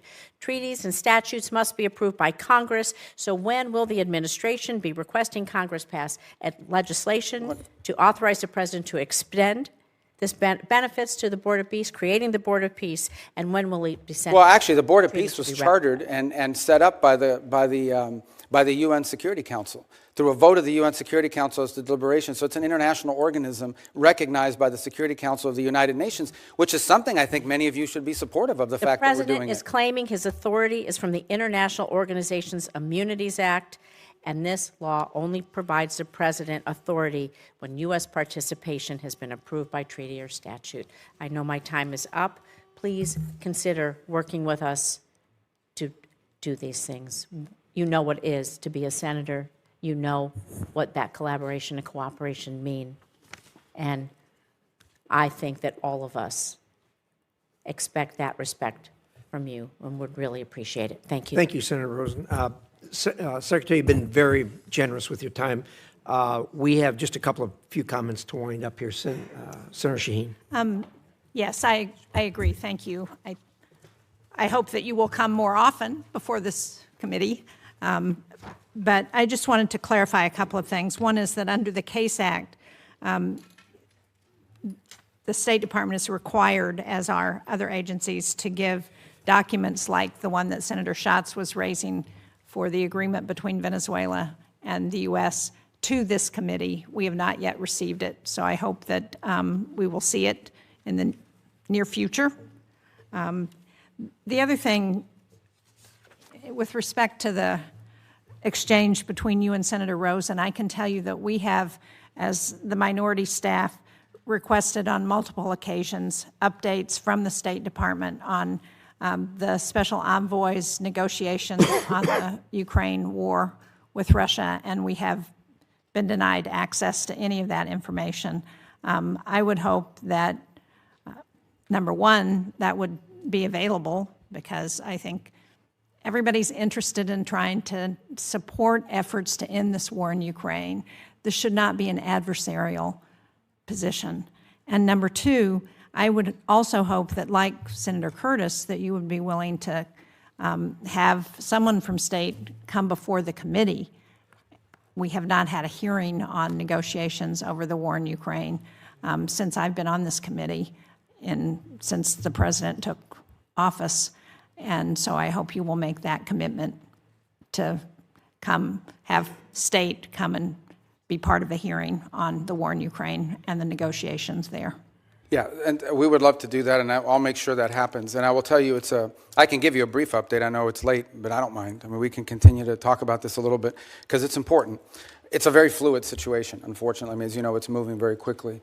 My sense of it is that for the most part, I discussed the security guarantees piece, which was part of a meeting and efforts that took place in the early part of this year. I think the one remaining item remains the one you're all familiar with, and that is a territorial claim on Donetsk in particular. And I know there's active work going to try to see if both sides' views on that can't be reconciled. It's still a bridge we haven't crossed. It's still a gap. But at least we've been able to narrow down the issue set to one central one. And it will probably be a very difficult one. But nonetheless, it's one that work is going on. There was a meeting late last week in the UAE, which I think for the first time in many years was trilateral, involved the U.S. presence. Jared was there and Steve Witkoff were there, along with representatives of Russia and Ukraine. They were going to follow up talks again this week in that regard, bilateral. There might be a U.S. presence, but it won't be Steve and Jared. And we continue to try to move that forward. I want to speak in frankness with you. Some of this stuff that's being talked about, it's easier for the parties engaged to find flexibility on some of these matters if they're not being deliberated in the public on a constant basis, because it creates political pressures internally on both sides. As you can imagine in Ukraine, the notion that you would even consider a change in land and after all that's gone in the war it's difficult. And in the case of Russia, they've been telling their people for 2.5 years that they're winning this war overwhelmingly, so people are going to wonder, why are we giving up land if we're winning so strongly? So there's some dynamics there at play that are important. But I think if you need more information on that, we'll provide it. Just know that this has been so fluid that an update like the one I just gave you could be outdated in 72 hours if some new development occurs. But your point is taken, and we'll be responsive to that. I appreciate that. I think the other point of a hearing is it gives people a chance to ask questions that we're hearing, as you know, from our constituents, from other people, and try and get answers. And I appreciate that it's a changing dynamic and that that's always going to be the case, and that there are issues on both in Ukraine and in Russia with respect to what comes out in public. But given the amount of money that the United States has put into supporting this effort, given the support among the American people, and given the support in Congress, it seems to me that we owe people the ability to have a public hearing and to ask questions. Thank you. Thank you. I appreciate that. Secretary Rubio, I don't answer this question if you don't feel it's appropriate, but did I understand you to say that the portion of the discussions regarding settlement in Ukraine, regarding security for Ukraine, are essentially agreed to by both sides? Because that's news to me, and it's a big news item if that's a fact. Well, I think you could argue they're agreed to from our side of the equation. There's obviously a Russian dynamic at play here, and of course, any security guarantees would come into play after the conflict were to end. Of course. And so there's that component to it. But the broader point I was making is that in all these discussions about security guarantees that people are putting out there, it's pretty clear that the only security guarantee that people keep pushing forward is one that involves a deployment of some European troops on the ground, but with a very strong U.S. backstop. My point being, it was in the broader context of the NATO alliance, and that is, we have to understand that even something like that in Europe, they don't have the capabilities of doing a real security guarantee without a U.S. backstop, which tells you the capability gap that needs to be closed. And it's one of the reasons why the president keeps pointing to NATO and its need for our partners to get stronger. And it is true, they've committed to 5% spending. That's obviously going to take some time. But that's really the broader point I was trying to make in that regard. But every notion of security guarantee that's been talked about and that the Europeans have pushed is one that requires a strong commitment by the United States as a backstop, which, in essence means we would be committed, potentially, in a conflict, in a future conflict. And that's something that I think needs to be understood in the context of what I've just described as the problems with NATO capabilities. Very clear. Thank you very much. Thank you again for your time. I'm going to leave the record open until close of business tomorrow. If there are questions, I'd appreciate it if you'd assist in getting answers to those questions. Great job. Thank you for spending the time with us. We sincerely appreciate it. The American people are lucky to have you as the Secretary of State. And with that, the meeting is adjourned.